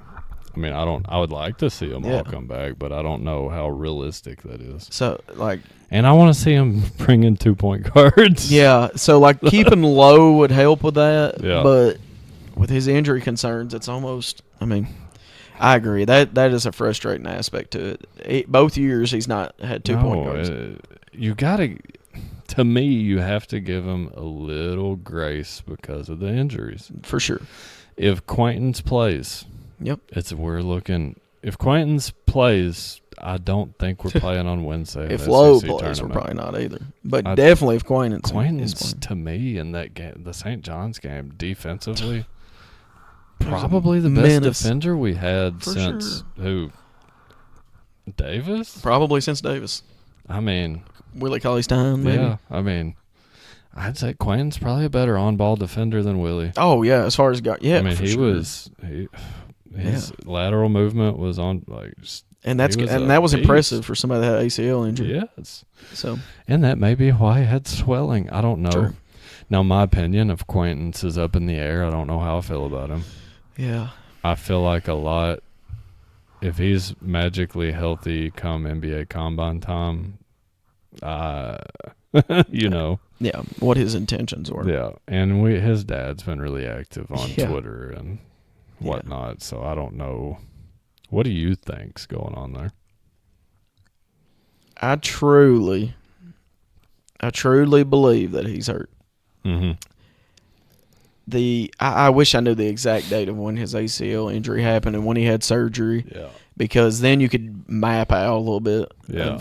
Now, some people are going to take longer to get back from that. Mm-hmm. And as athletic as he is, and as much as he's off the floor jumping and rebounding, it's harder on him. Yeah. So maybe that St. John's game, he was very active. Maybe it did swell up more. Mm-hmm. I don't know, but I truly believe that Pope would not just let him sit out. As much as he cares about, one, his job, and two, Kentucky, I just don't see, and I could be completely wrong. I'd like to see us not take that risk in the future. Me too. I don't want to see us go after an injured guy. I don't care who it is. I agree. I feel like Pope took a gamble, and I feel like he has looked visibly stressed all year. I mean, year one, he's Mr. Positive and bouncy in the press guy. He's going at refs and in the press conferences. And I mean, I feel like Quaintance has played a role in that mental health for him. Probably. I feel like he gambled on him, and now he's like, it's come back to bite me. That and our awesome fan base that is just it makes so passionate. I'm gonna be honest, it makes me sick. Me too. I'm part of BBN. Yep. I love it, but at times, I asked John this, and I got his take on it. Yeah. Do you think our fan base potentially sways coaches away from the job? Probably. And it would be humanly, if that's even a word, it would be human instinct to do that. Yeah. To run away because of the microscope that's on you. Like, let's look at Todd Golden. Yep. Let's look at him. I mean, I hate him. Yep. No, I hate him as a coach. I don't know the guy. Every part of his I being. don't like him. I feel like he probably considers the Kentucky job if it's offered to him. But if he doesn't, I feel like that's why. It's going to play a factor. He's for at sure. Florida. He's doing this stuff at Florida. They love him. Yep. Why leave that? I Like, agree. he's looking at. I mean, you got a guy like that looking at Kentucky. Like, oh man, Look at he's if built I a come program. in, look at how many coaches are like, wow, Cal came in and resurrected the program. Yeah. And look what they did to him. Yep. That plays a factor. I for feel sure. like the fans ran Cal off. I feel like Barnhart wasn't gonna fire him. No. He- The fan base It played the got biggest to part. him. It got to him. Yeah, It for had. sure. And I mean, who does it not get? And it to? would after 15 years of hearing it. Yeah. Even through the good times, there's people that's gonna Mm-hmm. that had something to say about Cal. Yeah. And at the end, I will say I was the number one Yeah. that was ready to get him out. Yeah. But it definitely plays a I factor. loved for sure. him. I still loved it. Yeah. I hated to see him go. Understandable. And I mean, I might have been in the I'm in the minority a lot, probably. At the very least, I wanted to see Cal go on good terms. Yeah. I wanted to see him ride into the sunset and Yeah. still have a relationship with the university. And I feel like he will one day. I do too. I mean, I feel like He'll be back He'll get a Patino homecoming For at some point. for sure. I would like to see Patino in some sort of role. Me too. I don't know how realistic that is. Whether if it's helping Pope or whoever the next coach is, I would have liked to seen Patino hired and Pope on the staff. and then him be ready to be the next how one. many after him. people would have loved Pope? Oh, my And gosh. Like, yeah, I mean, you're looking at completely different outlook on him. Absolutely. I agree. But let's say Patino comes back. Let's say hypothetically he came back. What would he have had to do to maintain the he's hands down Yep. greatest college basketball coach of all time. Can you argue anyone outside of him? It would be him and Coach K Yeah. for me. I mean, Rupp's probably in the Rupp's conversation. probably up there, and then But everybody says Patino- John Wooden, but Patino's the only he's correct me if I'm wrong. Only college head coach to win a national title at two different schools. I'm pretty sure that's right. Yeah. And if he manages to do it at St. John's, that would be three different schools. No one else has done it at two. He's the guy. Yeah, I agree. That's a pretty impressive feat. If he had came to Kentucky, very strongly arguably the best coach in college basketball history, he could have probably made the fan base here mad. Yeah. I don't think There's a chance, for anybody's sure. going to have BBN's unwavering support. You're never going to have. Unless you win 5 out of 5 championships. I mean, you look at the 14-15 team. Mm-hmm. 38-0 going into the Final Four game against Wisconsin. Get beat. Oh, I mean, all heck broke loose then. Yeah. Like everybody was done. Yeah. So it's just like Kentucky is the one job. There may be others, but as far as the microscope that you have as a coach, it is the one where you're truly danged if you do, danged if you don't. Who's got a bigger microscope, UK basketball or Alabama football? Oh, gosh. That's tough. Yeah. If I had to pick, oh, my goodness. This may be biased, but I'm probably picking UK basketball. I'm saying Kentucky. Because what's his name? Alabama. DeBoer. Yeah, I don't think. I mean, he's not. They're not ready to hang him or anything yet. But they are Pope. Yeah. People in the backyard over here. Was the captain on the '96 championship. You team. look at John actually brought this up yesterday. Jackson. Yep. Yeah. You look at the press conference that they had for him.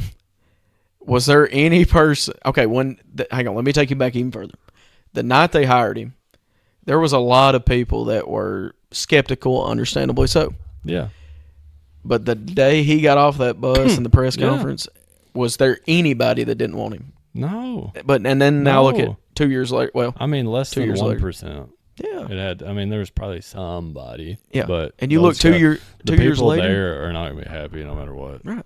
2 years later, and it's like it feels like it did when Cal was in his last couple of years. Yeah, it's like That's how it feels. Feels like Gillespie. Yep. But I don't know. How did Gillespie do his first year? He didn't make Sweet 16, did he? No, I don't know if they got out the first weekend. I don't remember. I try to erase. I want to that say they from won a my memory. game in the tournament. I try to erase that. I don't remember. Then they got I can't remember. Then the next year, I'm gonna break up podcast rule and I'm gonna look it up. Then the next year, Young Jamie. of course, that was bad. How far did Gillespie make it?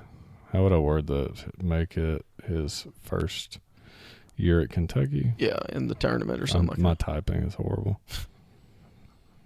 Oh, man, I spelled everything wrong. The off-the-court issues In killed his him. first year at Kentucky, they finished 18-13. They failed to advance to the NCAA tournament. Oh, so they didn't make it.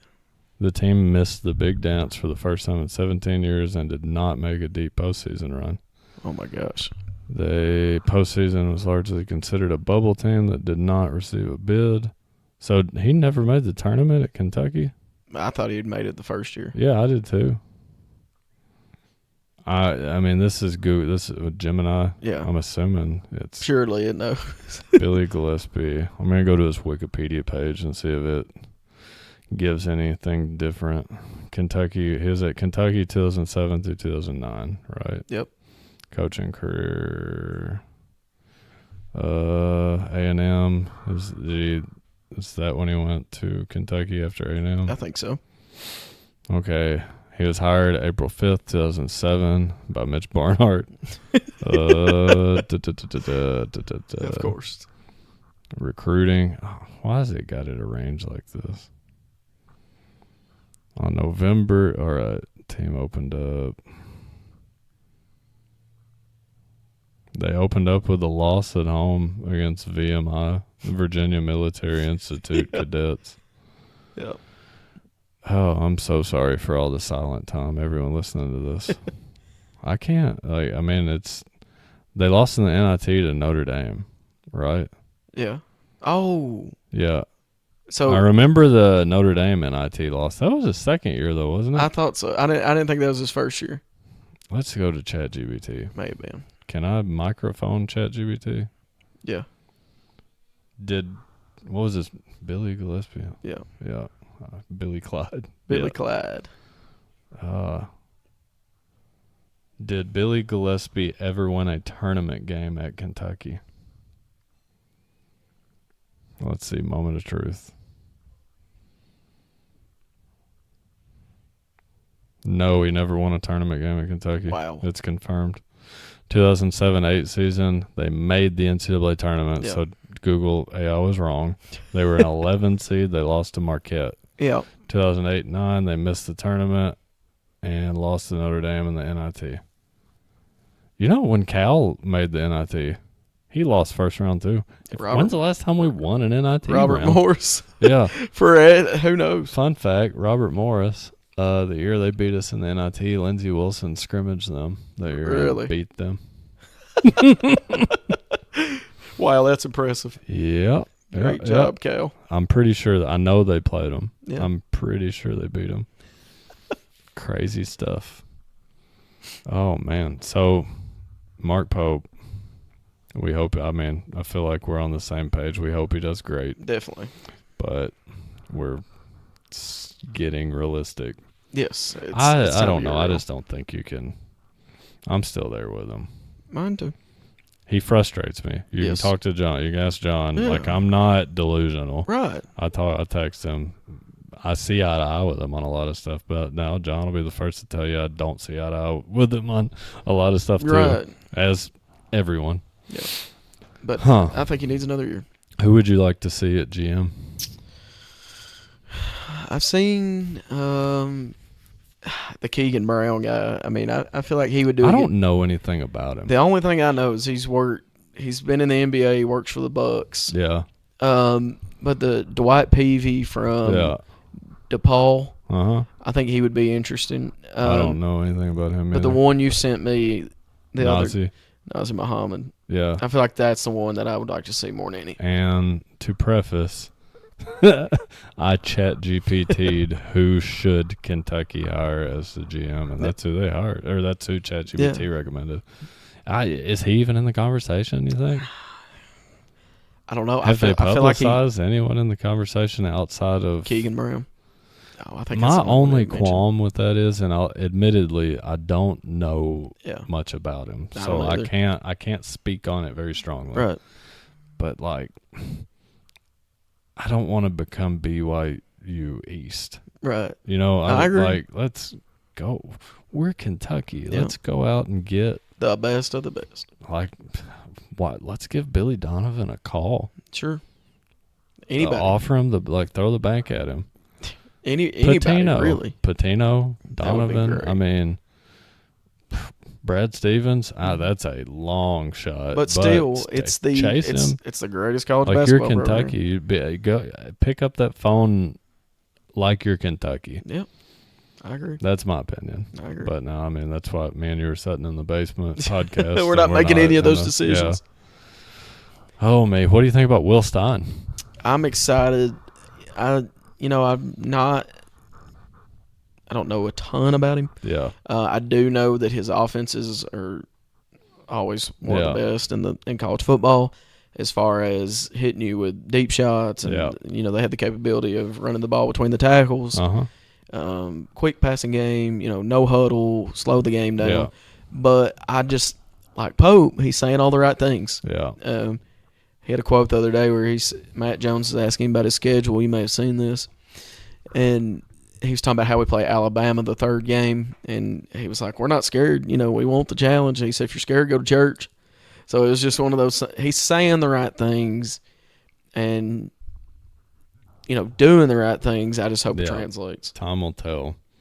I feel like, do you think Stein gets more grace than Pope? Yeah, from the fan base? because of expectations. Yeah, the schedule is a gauntlet. Yeah, expectations. That's what it's all about. It's just what's Kentucky football look like in the ACC the last 10 years? Oh man, I feel like we probably have a conference championship Probably. sometime in the last 10 years. And we're at least in the game. Even back to the last couple of years. Yeah. I mean, you give yourself a chance. So let's just say, like the year we had Josh Allen, Benny Snell, the whole shebang. Yeah. That team's probably in the playoffs. Yeah. They were close enough in the SEC. They were one game away beating Georgia, and they'd have been in. Yeah. And throw Kentucky in like the Big 12. Yeah. I mean, completely different ball game then. Completely different ball game. We're gonna slaughter Colorado. Yeah. I love Dion, but who are you? Texas and Oklahoma's gone out of that now. So then it turns into, gosh, I don't even know who won the it's Big 12 this year. I can't even remember. How harshly can you judge Stein on the first year? Because we've all seen the schedule. You can't. But like that, when we hired him, I didn't have a lot of opinions on who I thought we should hire. Yeah. Because as a Kentucky fan, you're like, who can we get? Right. Like you kind of got to roll the dice at Kentucky and try to get a young guy that wants to. It's completely different from the basketball. Yeah. The hire of basketball. Like you got to find somebody willing to take that on. Yeah, for sure.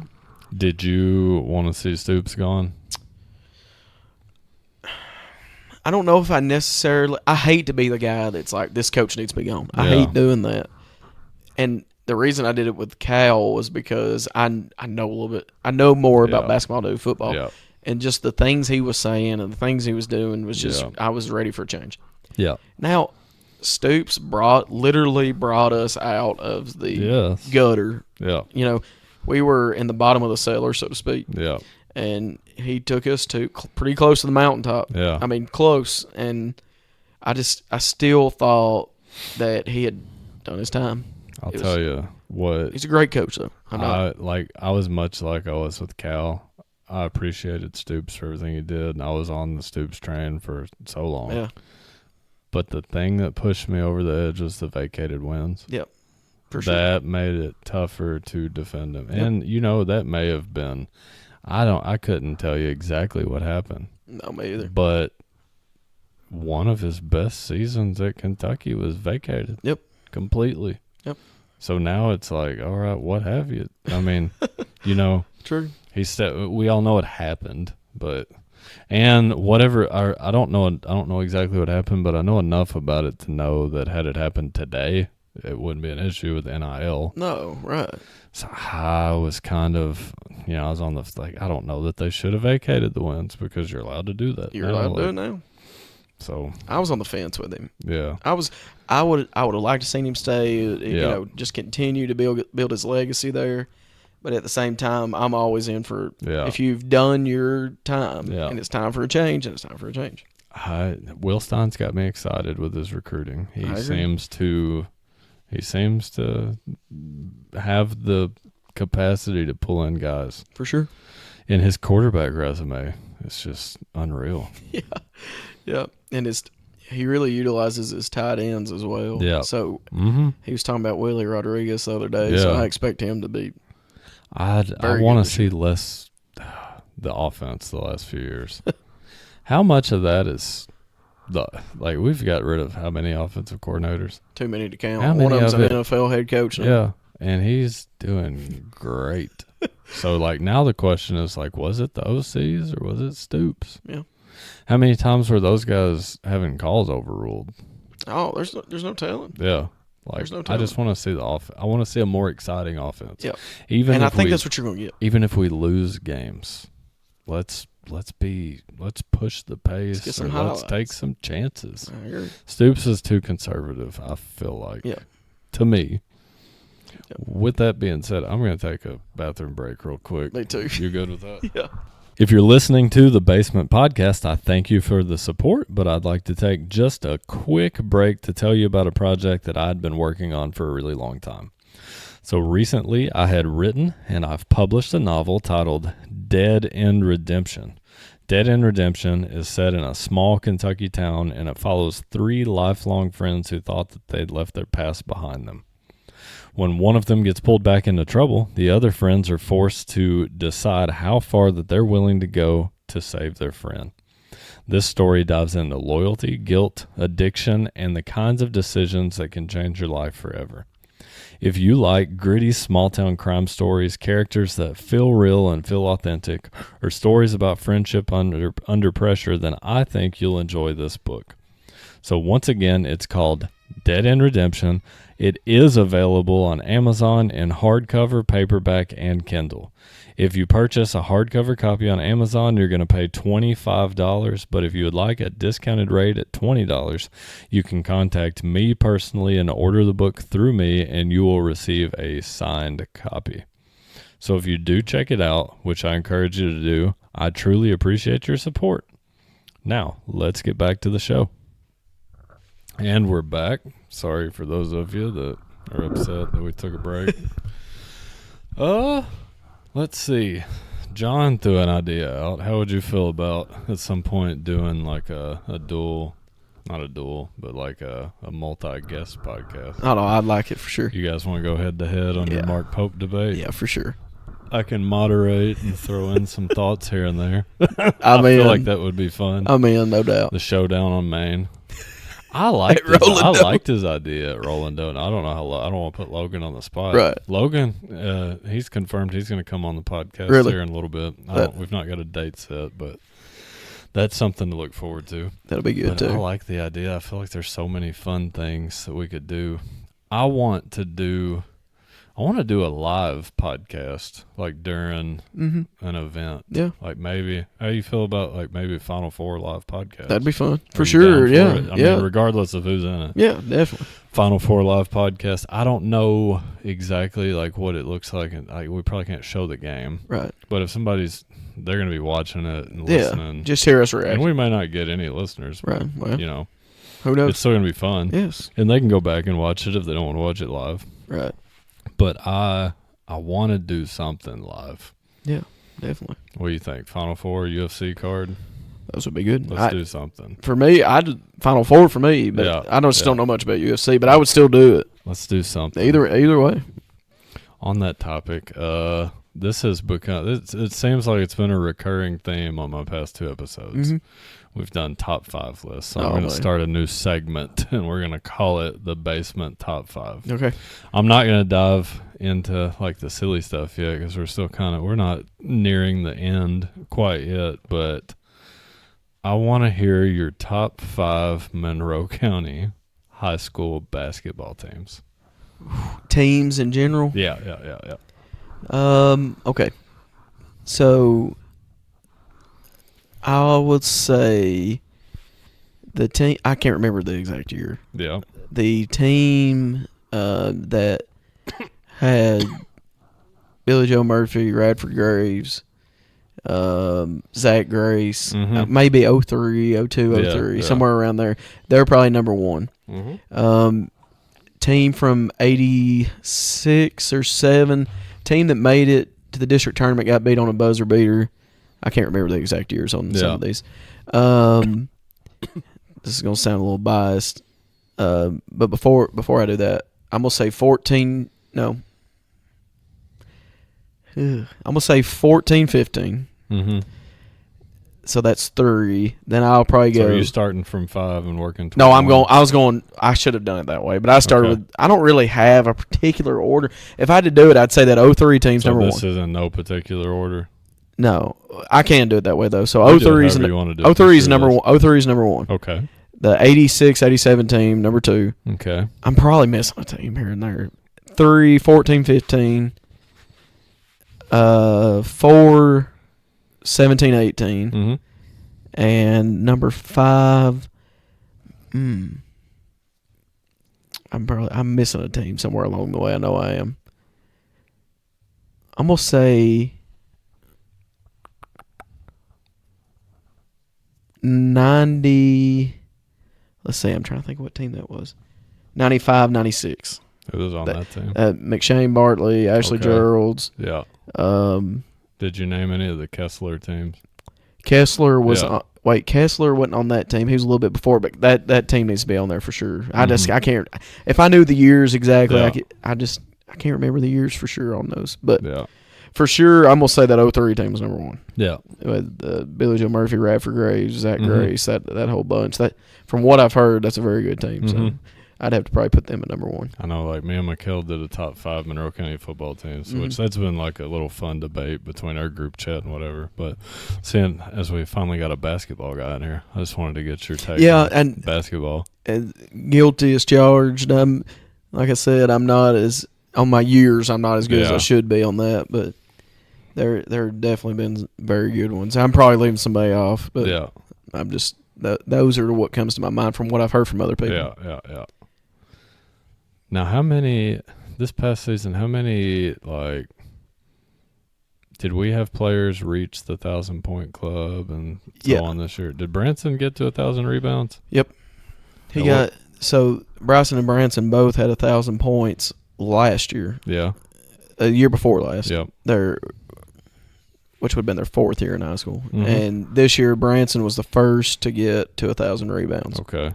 So we had some. So he's solo. He's on that list alone by himself. Yeah, pretty impressive. Yeah, for sure. Did a 1,000-point, 1,000 rebound. Do we have any other milestone players this year? No. We have any scoring records? Any records broken this year? No, not. Just the. I know Bryson at one point was pushing for highest 3-point percentage, and that kind of. There's a couple games there where, he missed some shots. Yeah, and I think he ended up shooting 39% from 3, and that might have been career. I can't remember. It's season or career, one of the two. Either way, if you're shooting around 40%. Now, I know you hear the phrase a lot now, positionless basketball. How would you define our team this past year in terms of? Well, I would 100%, and this is my perspective and point of view of it. I don't necessarily like, restricting someone to a position. Yeah. Because I feel like if you tell, X, you're the center, and you're the point guard, they think they're confined to that role. Yeah. So typically you hear the word center and you think, okay, this guy's going to go stand on the block. He's going to rebound. He's going to lay it in. We didn't necessarily have a center this year because, I mean, yeah, you could probably say Branson was because of his size. Yeah. But if he got the rebound, we were good with him taking off and going with it. And then our guards. Feel like you guys had a plethora of people that could bring the ball up the court. For sure.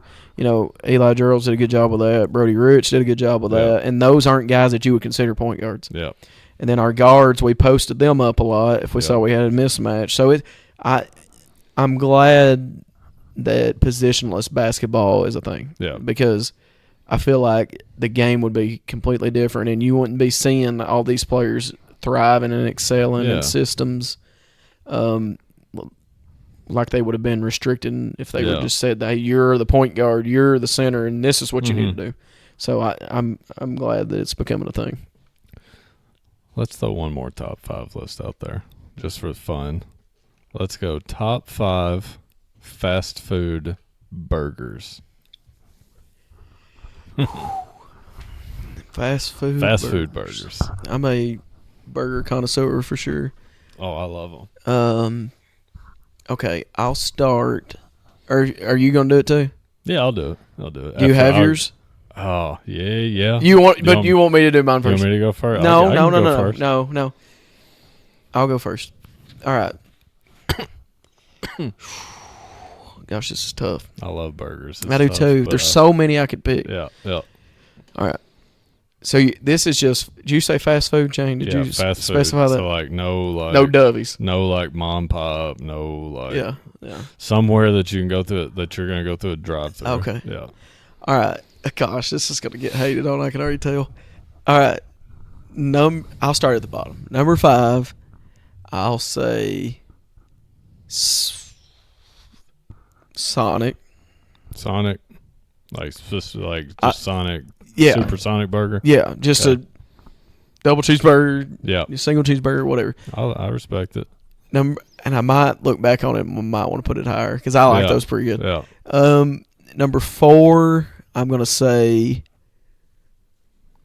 I want to put that a little bit higher. This is gonna be one that's off the wall. 4, Culver's. Culver's. Yeah.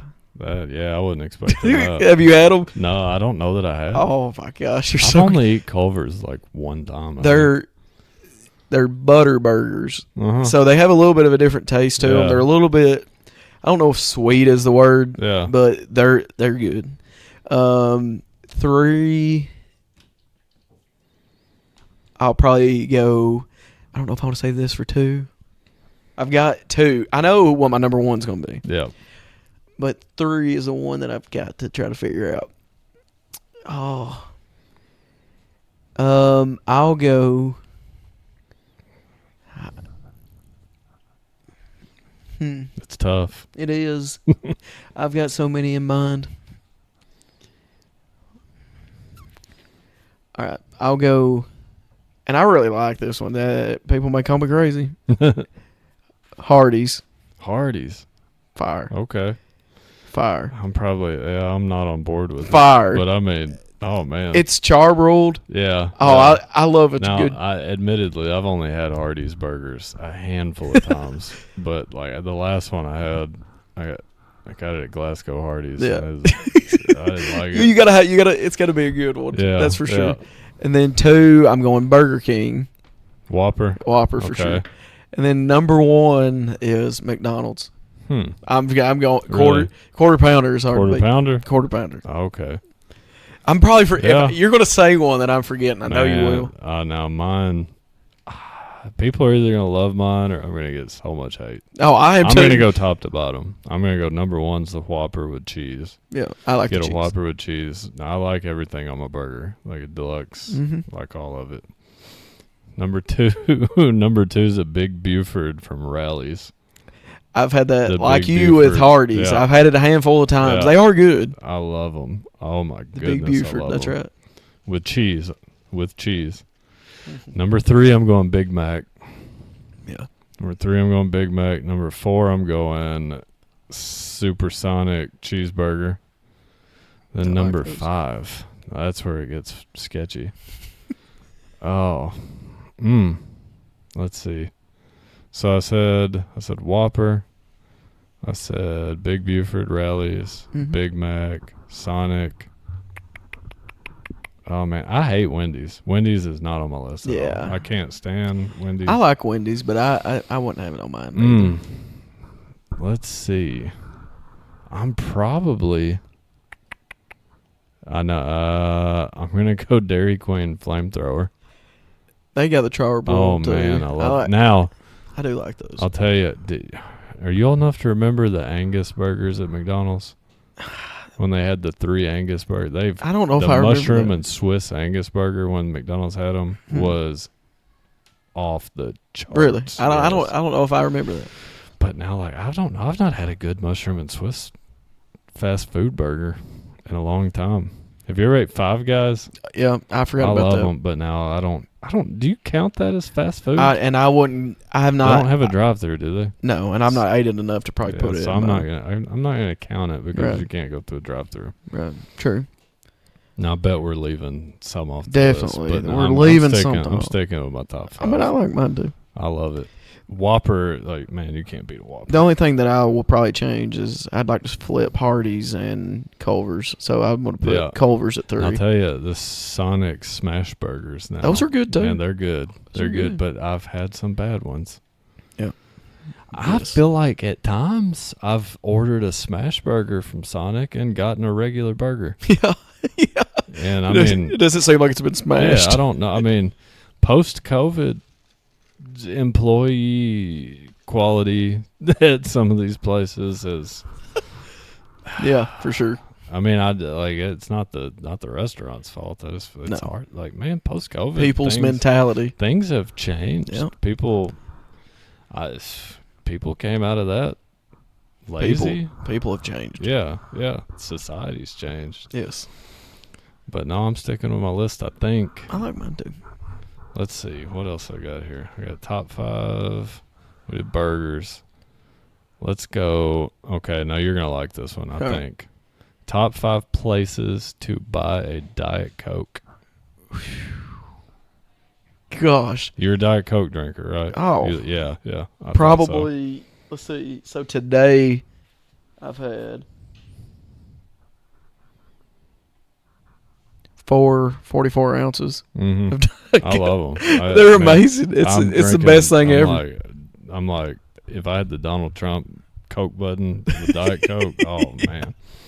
Yeah. But, okay. So, 5. Gosh, there's some good ones here. There's going to be few people that know this, but I'm going number 5, El Mazatlan of Glasgow.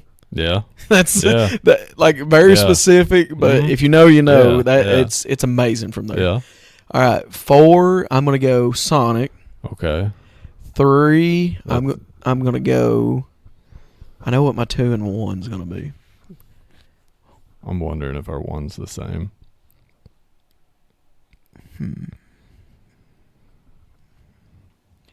So I said 5. You said what did I just say? Mazatlan and Sonic. El Mazatlan and Sonic. Yeah. That's okay. That's what I like there. And we're both probably saying that wrong. I don't know how to say that. I probably am. I have no idea. I used to just say El Maz. El Maz. Let's just do that. That'll make it much easier. Number 3. Oh man. I know what my 2 and 1's going to be once again. Yeah.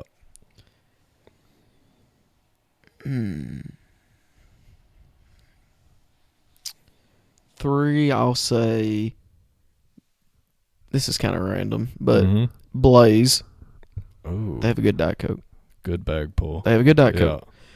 I forgot about it. Yeah, that's it. Yeah, I love Blaze. I could use one right now. 2, 5-star. Yeah. Sometimes it's not great. Sometimes it's not. But when it's good, it's good. It's off the charts. Yeah. And then 1, McDonald's. Really? Yeah. Oh man, you left off my favorite. Shoot. It's probably there's so many I could literally put every restaurant. My number 1 is Subway. And I wasn't, my wife, Michaela, put me on to the Subway Diet Coke. Yeah, they're pretty Have you had one? They're good. Yeah. Oh, man. Absolutely. just a different. They're good. Like a crisp. They are. Now, when I get a 5-star, 5-star is going to be number 2, and that is with the assumption that the CO2 and everything. Yeah, everything I've is got on 'em board. there. I've had them there, and it's not been great. I agree. But when I get a 5-star Diet Coke, I add vanilla. Vanilla. It is a game man. changer. Have I've you had a tried- cherry and vanilla. Have you too. tried the you can buy the 12-pack Diet Cokes with the cherry in them now? Oh no, I haven't. Oh man, I haven't game tried those. changer. I'm gonna They have go flat quicker though. They like get I've it. noticed that if you got to drink it. Yeah. If you let it sit there, it's gonna go flat. Go open it. Did you try the Diet Coke lime? Yes, I did. I don't know how I to wasn't feel with it. crazy over it. Sometimes I wasn't crazy. it's like over the first few drinks I didn't like it, and Yeah. then I don't know, it's growing on me. I Michaela loves them. I didn't give it much of a chance, but I wasn't crazy over it. Let's see. I went Subway 5-star.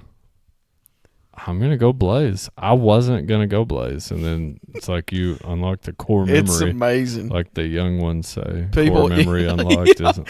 Core memory. Oh, I'm going Latia's number 4. Oh, I forgot to Latia's even Diet think of Coke, that. and then I'm going El Maz. Yeah, Elmo's got a good That's, one. I mean, that's, and I love my Diet Coke. Me too. I used to hate them. I used to be, when I was in college, man, my dad was a Pepsi drinker. Yeah. And I bet I drank like 7 or 8 Pepsis a day.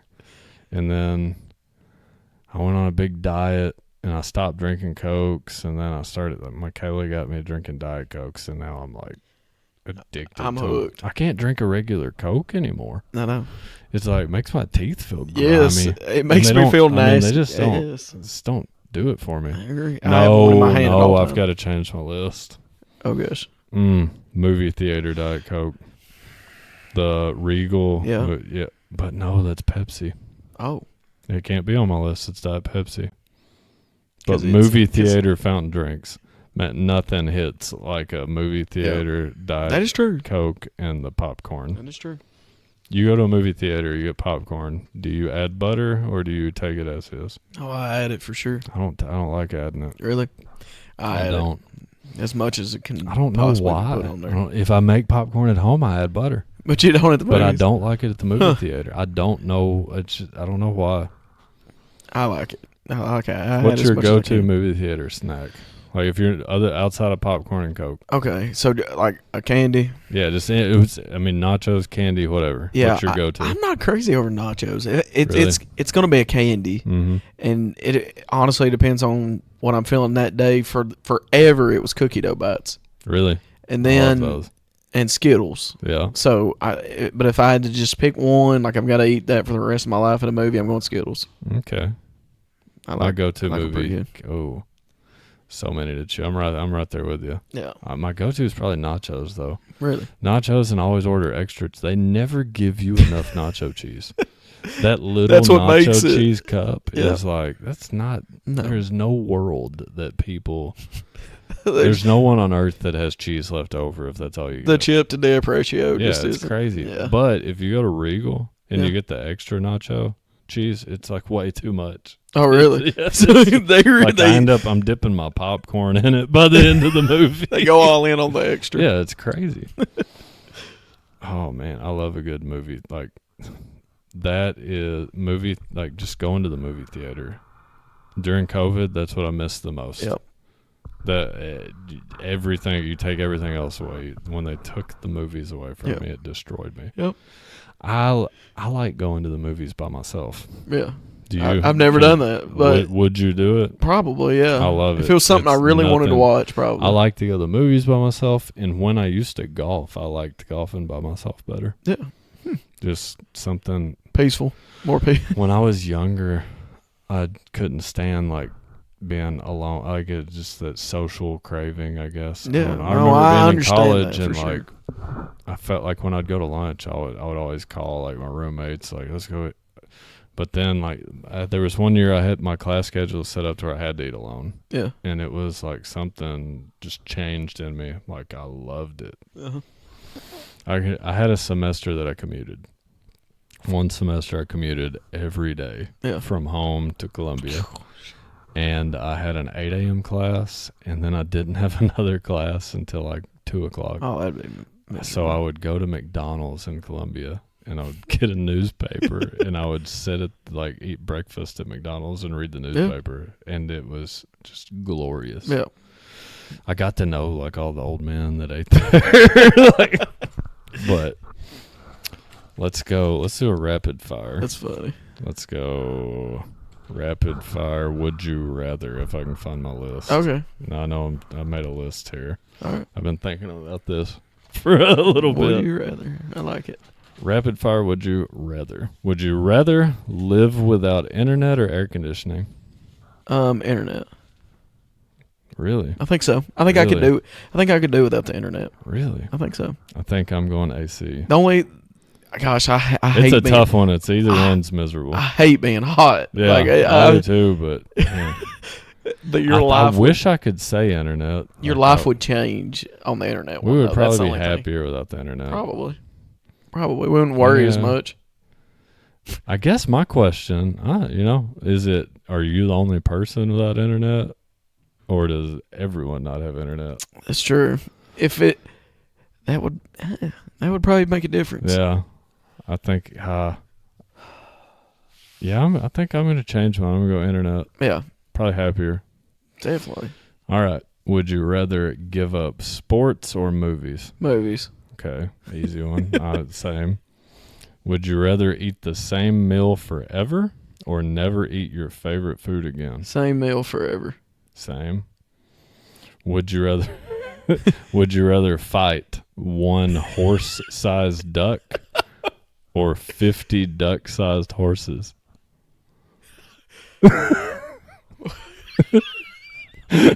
So one horse-sized duck or 50 duck-sized horses?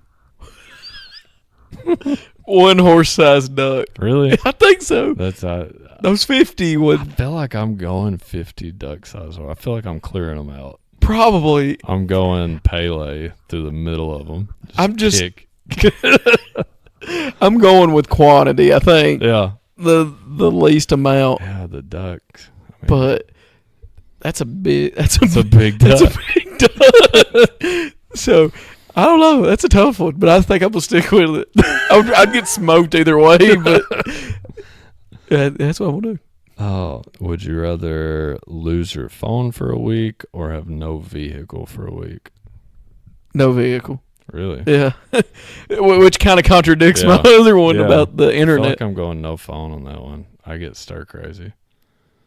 Like anytime we get like a big snowstorm, I go crazy. Like I'm immediately trying to get out in it. Yeah. No, I understand that. I'm okay with just being home. Yeah, as long as you got Xbox. Yeah. Yes.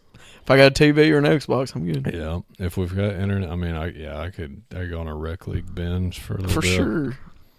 Would you rather give up pizza or burgers forever?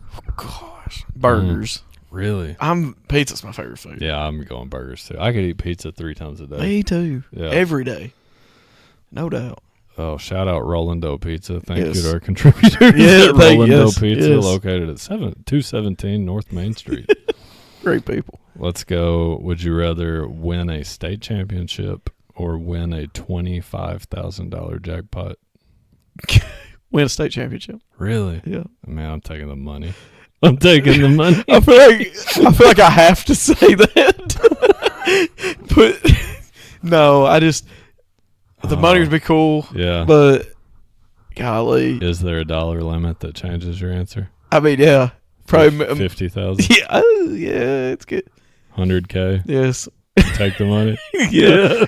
Like, can I ever win the state championship, or is it like if this is my only shot? Then that would change my perspective. Like, I don't know. The next one's a good one. Be worthless, like priceless. I mean, yeah. So I don't know. Would you rather run a 99-yard touchdown or catch the game-winning pass? Oh, well, at first this was easy in my head, but now that I think of it, game-winning catch. Really? Yeah. See, that was my first answer, and then I thought about it.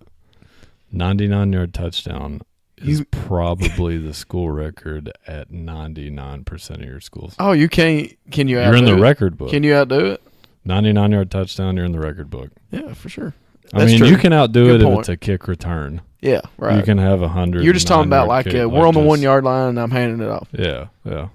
I feel like I'm taking my name in the record book over the game-winning touchdown. Like a game, people are going to forget that in a year or two. That is true. No, all right, I agree. I'm going to switch mine. You switching? I'm going with I'm it. going record book. Man, that'd be impressive I wanna looking be at remembered. me running 9 Yeah. That would be something to see for sure. I think Tanner Strode's got the longest touchdown run Yeah, I in Monroe think so. County. Yeah, Was I it think 90? it's close to It it. was at Metcalfe County. I remember when he ran it. Yeah. I went to the concession stand and I caught like the tail end of it. Yeah. And I remember, so like Tanner's stepdad was my first cousin. Mhm. So like we've been Yeah. like family. I remember he scored it and I was a little mad 'cause I'm like, man, I'm gonna have to hear him like talk about this for the next like 5 years. Mhm. But That's impressive. would you rather have a rewind button in life or a pause button? Rewind. Yeah, me too. I feel like it's easy. Yeah. Would you rather be able to fly or be able to read minds? Gosh. Fly. I would hate to Really? know what people are thinking about me. I mean, just the ability to read minds. Like, you're not always reading everybody's mind. So just whenever I wanted to. Yeah. I'm going read minds. So I'm like, I can make so much more money reading people's minds. That's a good point. Yeah. That's good. I didn't think of that. Yeah. So if it's just whenever I choose, not Yeah. at all times. Yeah. If it's whenever I choose, then I would Yeah. agree. The ability to be able to read minds. All right. Win $1 million today or know you're going to win $10 million 10 years from now? Huh. That was a tough one. In 10 years. Yeah. You're going to win $1 million right now, or you know you're going to win $10 million in 10 years. I think I go for the 10 million. Really? I think so. I'm taking the $1 million. I'm so greedy. It is it's life changing. Yeah, I'm like. Well, you can invest that $1 million. Yeah, Like, you can find some way. You can turn that into $10 million. Hopefully. Yeah, before 10 years. True. Yeah.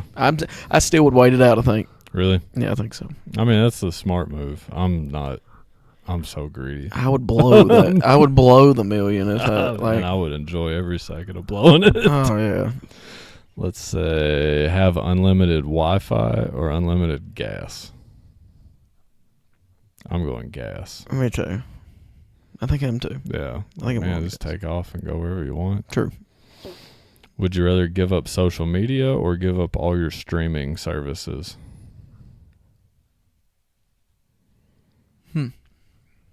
Probably. Tough one. So streaming services Like is being like Netflix, Hulu. okay. Yeah.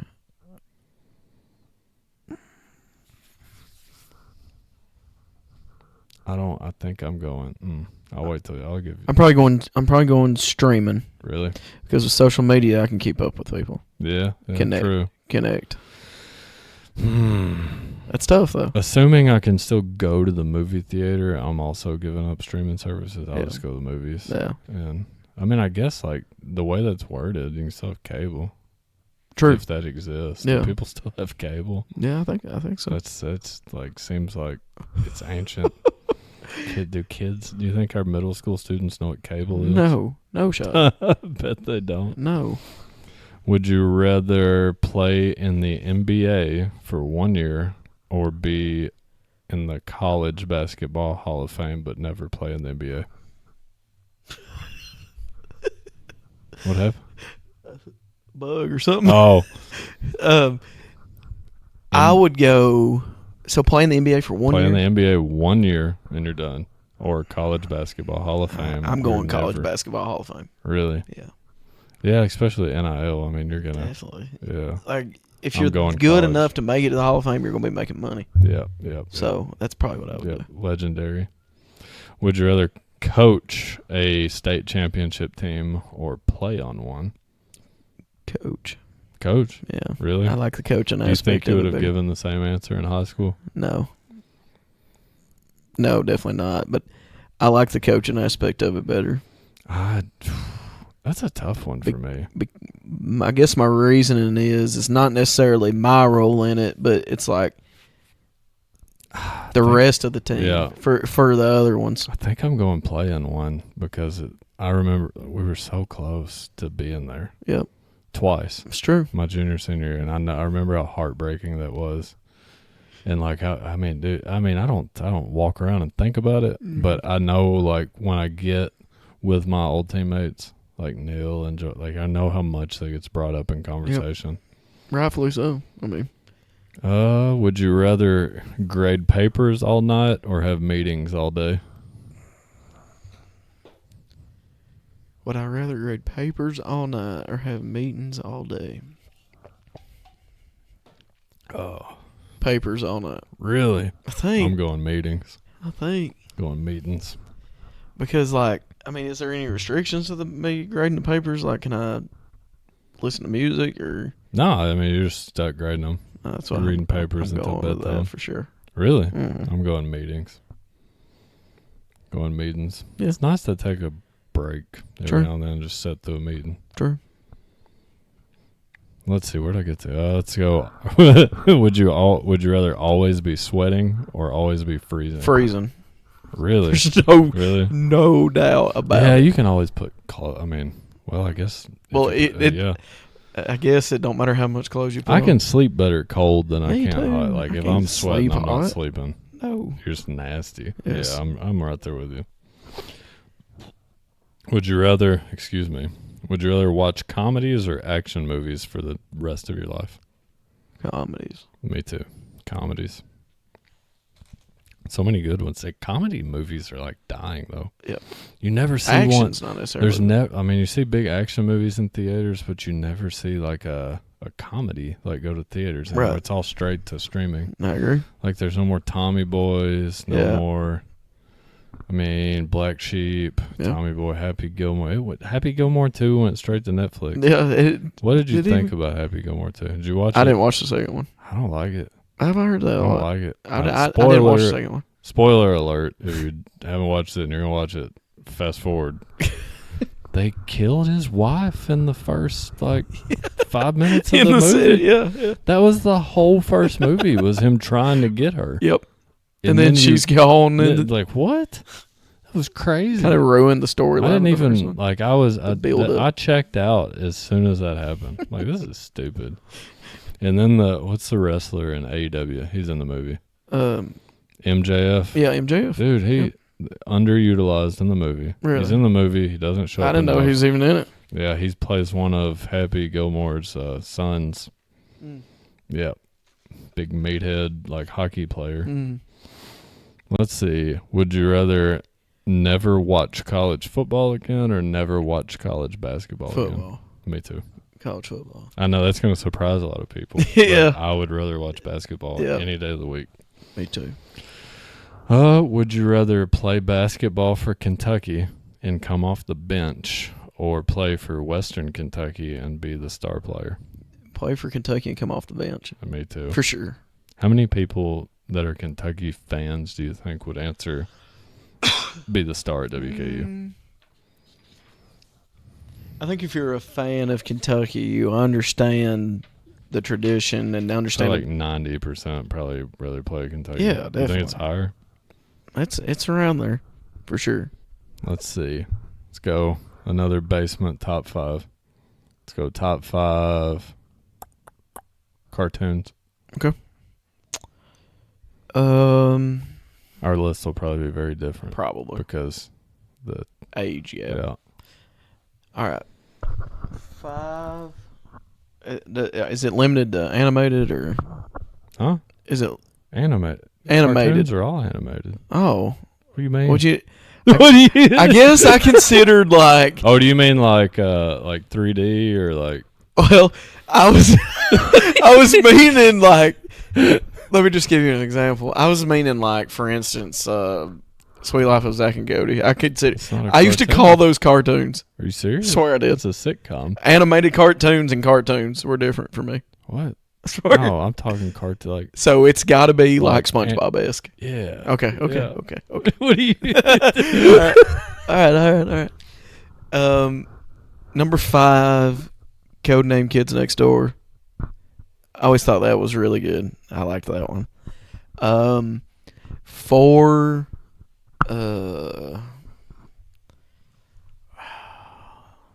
let's see. I know there's more Cartoon Network ones that I'm going to be missing. Actually, I'll go Nickelodeon here. Mm-hmm. Fairly Odd Parents. Oh, good one. I like that one pretty good. Number 3, Dexter's Laboratory. Ooh, good one. 2. I feel like I'm gonna stay Nickelodeon again. Yeah, I am. Jimmy Neutron. Number 1, SpongeBob. SpongeBob number 1. Oh man, That was my favorite. There's no doubt about it. It was big when I was a kid too. I watched it. Yeah, There's so many. I mean, I can't hate on it. I loved it. I'm not gonna hate on it, but Teen Titans is one that I that's like. a good one. But I like those other ones better. Man, my number 1's Angry Beavers. Are you old enough to remember the Angry Beavers? I know what it is, but I didn't watch it. Angry Beavers. Cat Dog. That's a good one. Like Cat Dog. I do remember Cat Dog. Ooh, I'm going Animaniacs. Do you not know the Animaniacs? Yeah, I mean that's No. it came on Saturday mornings. I don't remember. They lived in the WB water tower. Never heard of it. Yeah, it's I'm not singing the theme song. It's playing in my head right now. Let's see. Number 4. Oh man. I'm getting nerd hate here. I'm going Digimon. I remember that, but I And didn't then I'm watch going Dragon Ball Z. Oh shoot. Oh, there's my anime nerd coming out. There's so many good. Pinky and the Brain was good. Hey Arnold. Love Oh, good one. Yes. Man, 90s and early 2000s cartoons was For peak. sure. What do kids watch now? Do kids watch cartoons? No. No, they're all Little ones watch like Bluey and stuff. Asher watches like YouTube all day. That's what He watches other kids like play with toys. Yeah. I feel like I know that's what all kids are doing, but like I just feel like if somebody comes in and sees that, they're like, "Do you not let him play with toys?" Can they only watch like, other like kids? what? Like I feel like it looks like I'm torturing him. Like, here, watch this. He's got a room full of toys, but he would rather watch other kids somebody play else. with toys. He watches a lot of kids play like video games. Really? Yeah. Like there's this what's his name? There's this kid that plays Farming Simulator with his dad. Yeah. What is something playground? Hudson's Playground. I remember I've seen him watching it. Yeah, I don't. Yeah. And he watched Tractor Ted. Mm-hmm. The British. Man, I hate those British cartoons. Harlan likes Peppa Pig. And I hate it. The electricity went out one night and he was like, "Dad, it's a power cut." I'm like, "What?" That's a power cut. Yeah. Yeah. And Asher watched it too. Yeah. We would play Fortnite. And like Asher wouldn't play like Battle Royale Fortnite. He wanted to do the obstacle courses. Yeah. So he would get to a part that he wasn't good at. He'd hand me the controller and he'd say, "Dad, you do the hard bits. I'll do the easy bits." Like, the what? The bits? Yeah. Yeah. The bits. That's a British. Kills me. That's funny. Oh man. The bits. Funny Asher story. I told you this before the podcast. But we're on the way home and Asher is telling me about school and he says, "Dad, did you know that in the Amazon rainforest?" I've worded it wrong already. He said, "Dad, they told us today at school that if you're in the Amazon rainforest and you come across a colorful frog, you've got to be careful because it could be poisonous and it could kill you." And I was like, "Yeah? Do you see yourself in the Amazon rainforest anytime in the future?" And he said, "No, it's pretty far away, but if they get my package wrong, I'm going over there and saying something to them." And it took me a minute. I was like, "What?" And then it clicked Amazon. Like he connected Amazon with the Amazon rainforest. Like, yeah. That's funny. It's just crazy, like, to see how they look at things. That's funny. Oh, but yeah. That's Amazon rainforest. It's crazy how he connected that, I guess. Oh, Amazon but rainforest. we're starting to get near. Asher's got a little league basketball game at 7:30. So let's do it. Do them another couple top 5 lists, and then call it a day. Yeah. Let's see. Well, let's do a fun one. Let's do a local one. Let's see. All right. Top 5 when you were in high school, places to hang out. Um. And this can be like your individual group of friends or whatever. Okay. Well, I'm gonna preface this before. I didn't really get out and hang out much. I would on occasion, but typically you could have found me playing Xbox, like just chilling. But I'm gonna say 5. The Houchins parking lot. Just shit. Is that what it is? Is that what's called under TES there? Yeah. Yeah, we used to hang out there. Really? Yeah. We did too. We used to just chill there, whatever. I thought like we were the only ones that did that. Oh no. 4, I'm gonna say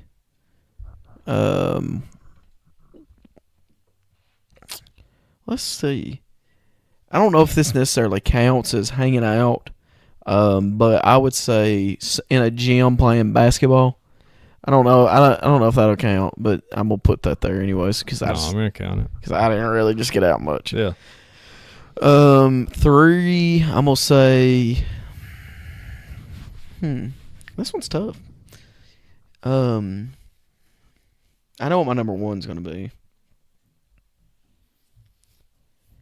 We did a lot. We went here a lot, and I'm probably gonna need to put this at 2, but I'm gonna put it at 3 now. But River Breeze Cabin. Mm-hmm. We used to have a lot of things there. Yeah. It wasn't necessarily every weekend. We've got a group. My friend group is called the River Breeze Boys. Yeah. And that's it. It was the happening place for a while. 2 would be my basement. Mm-hmm. Just to have the boys over and chill. Yeah. And then 1 is another friend's basement. Any of them? Not one in particular, but just somewhere where you could sit in front of a TV and watch a ball game, play Xbox. It's just like, something about hanging out in the basement with the boys. That's like number 1 for me. It didn't necessarily matter where, but that'd be my number 1. I guess when I was in school, we got to go Walmart parking lot. I don't know how I forgot that. Yeah. Walmart parking lot. So many nights. I mean, like football games would end on Fridays, and that's where we would go. Yep. Walmart parking lot. Now, this one may not have applied to you guys. The drive-in movie theater. Was it open? When I was in high school, I think it was over. Like they had already shut it down. It wasn't. When I was in middle school, I think it was still running. Somebody needs to open that. I agree. The drive-in needs to make a comeback. I agree. I loved it. I did too. It was open like my entire childhood, and then it closed, and then someone reopened it when I was in high school. Yeah. I remember Friday nights, if the football team, if we won and we wore a jersey to the drive-in, we got in for free. Yeah. It was just so cool. Yep. Let's see. Number 3, I'm going Houchins. We hung out at Houchins a lot. Number 4, we went to the horse stables. Oh, yeah. At City Park. At City Park. And then number 5, I guess I'm going to go specific and say Ben Carter's basement. Yeah. Shout out Ben Carter. If you're listening to this, check out the Average Joseph podcast on YouTube and what other platform. He's on some other platform. Patreon, Spotify. I'm not sure. Check that out. Yep. Ben's doing some good stuff. Does a good job. Let's see. Let's do one more. Top 5. Let's go top 5 snack cakes.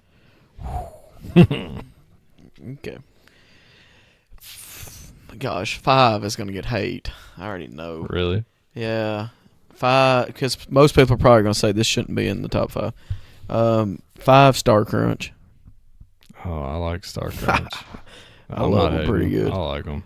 4, do powdered donuts count? Yeah. Okay, but yeah. I like those, but I don't know how high it is.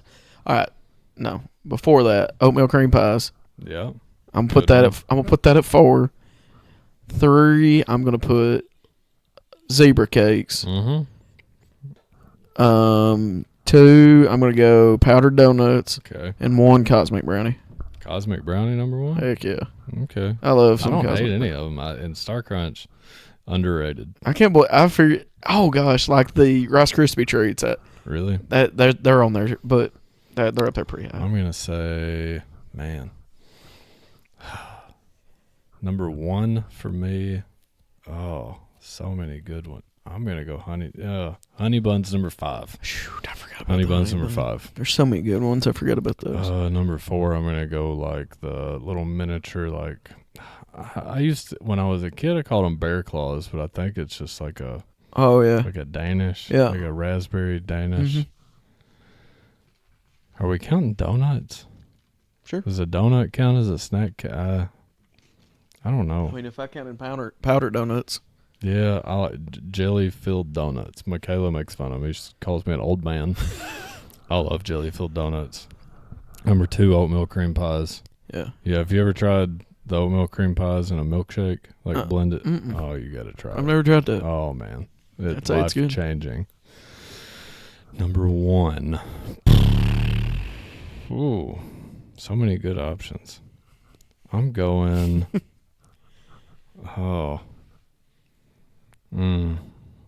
I'm going zebra cakes.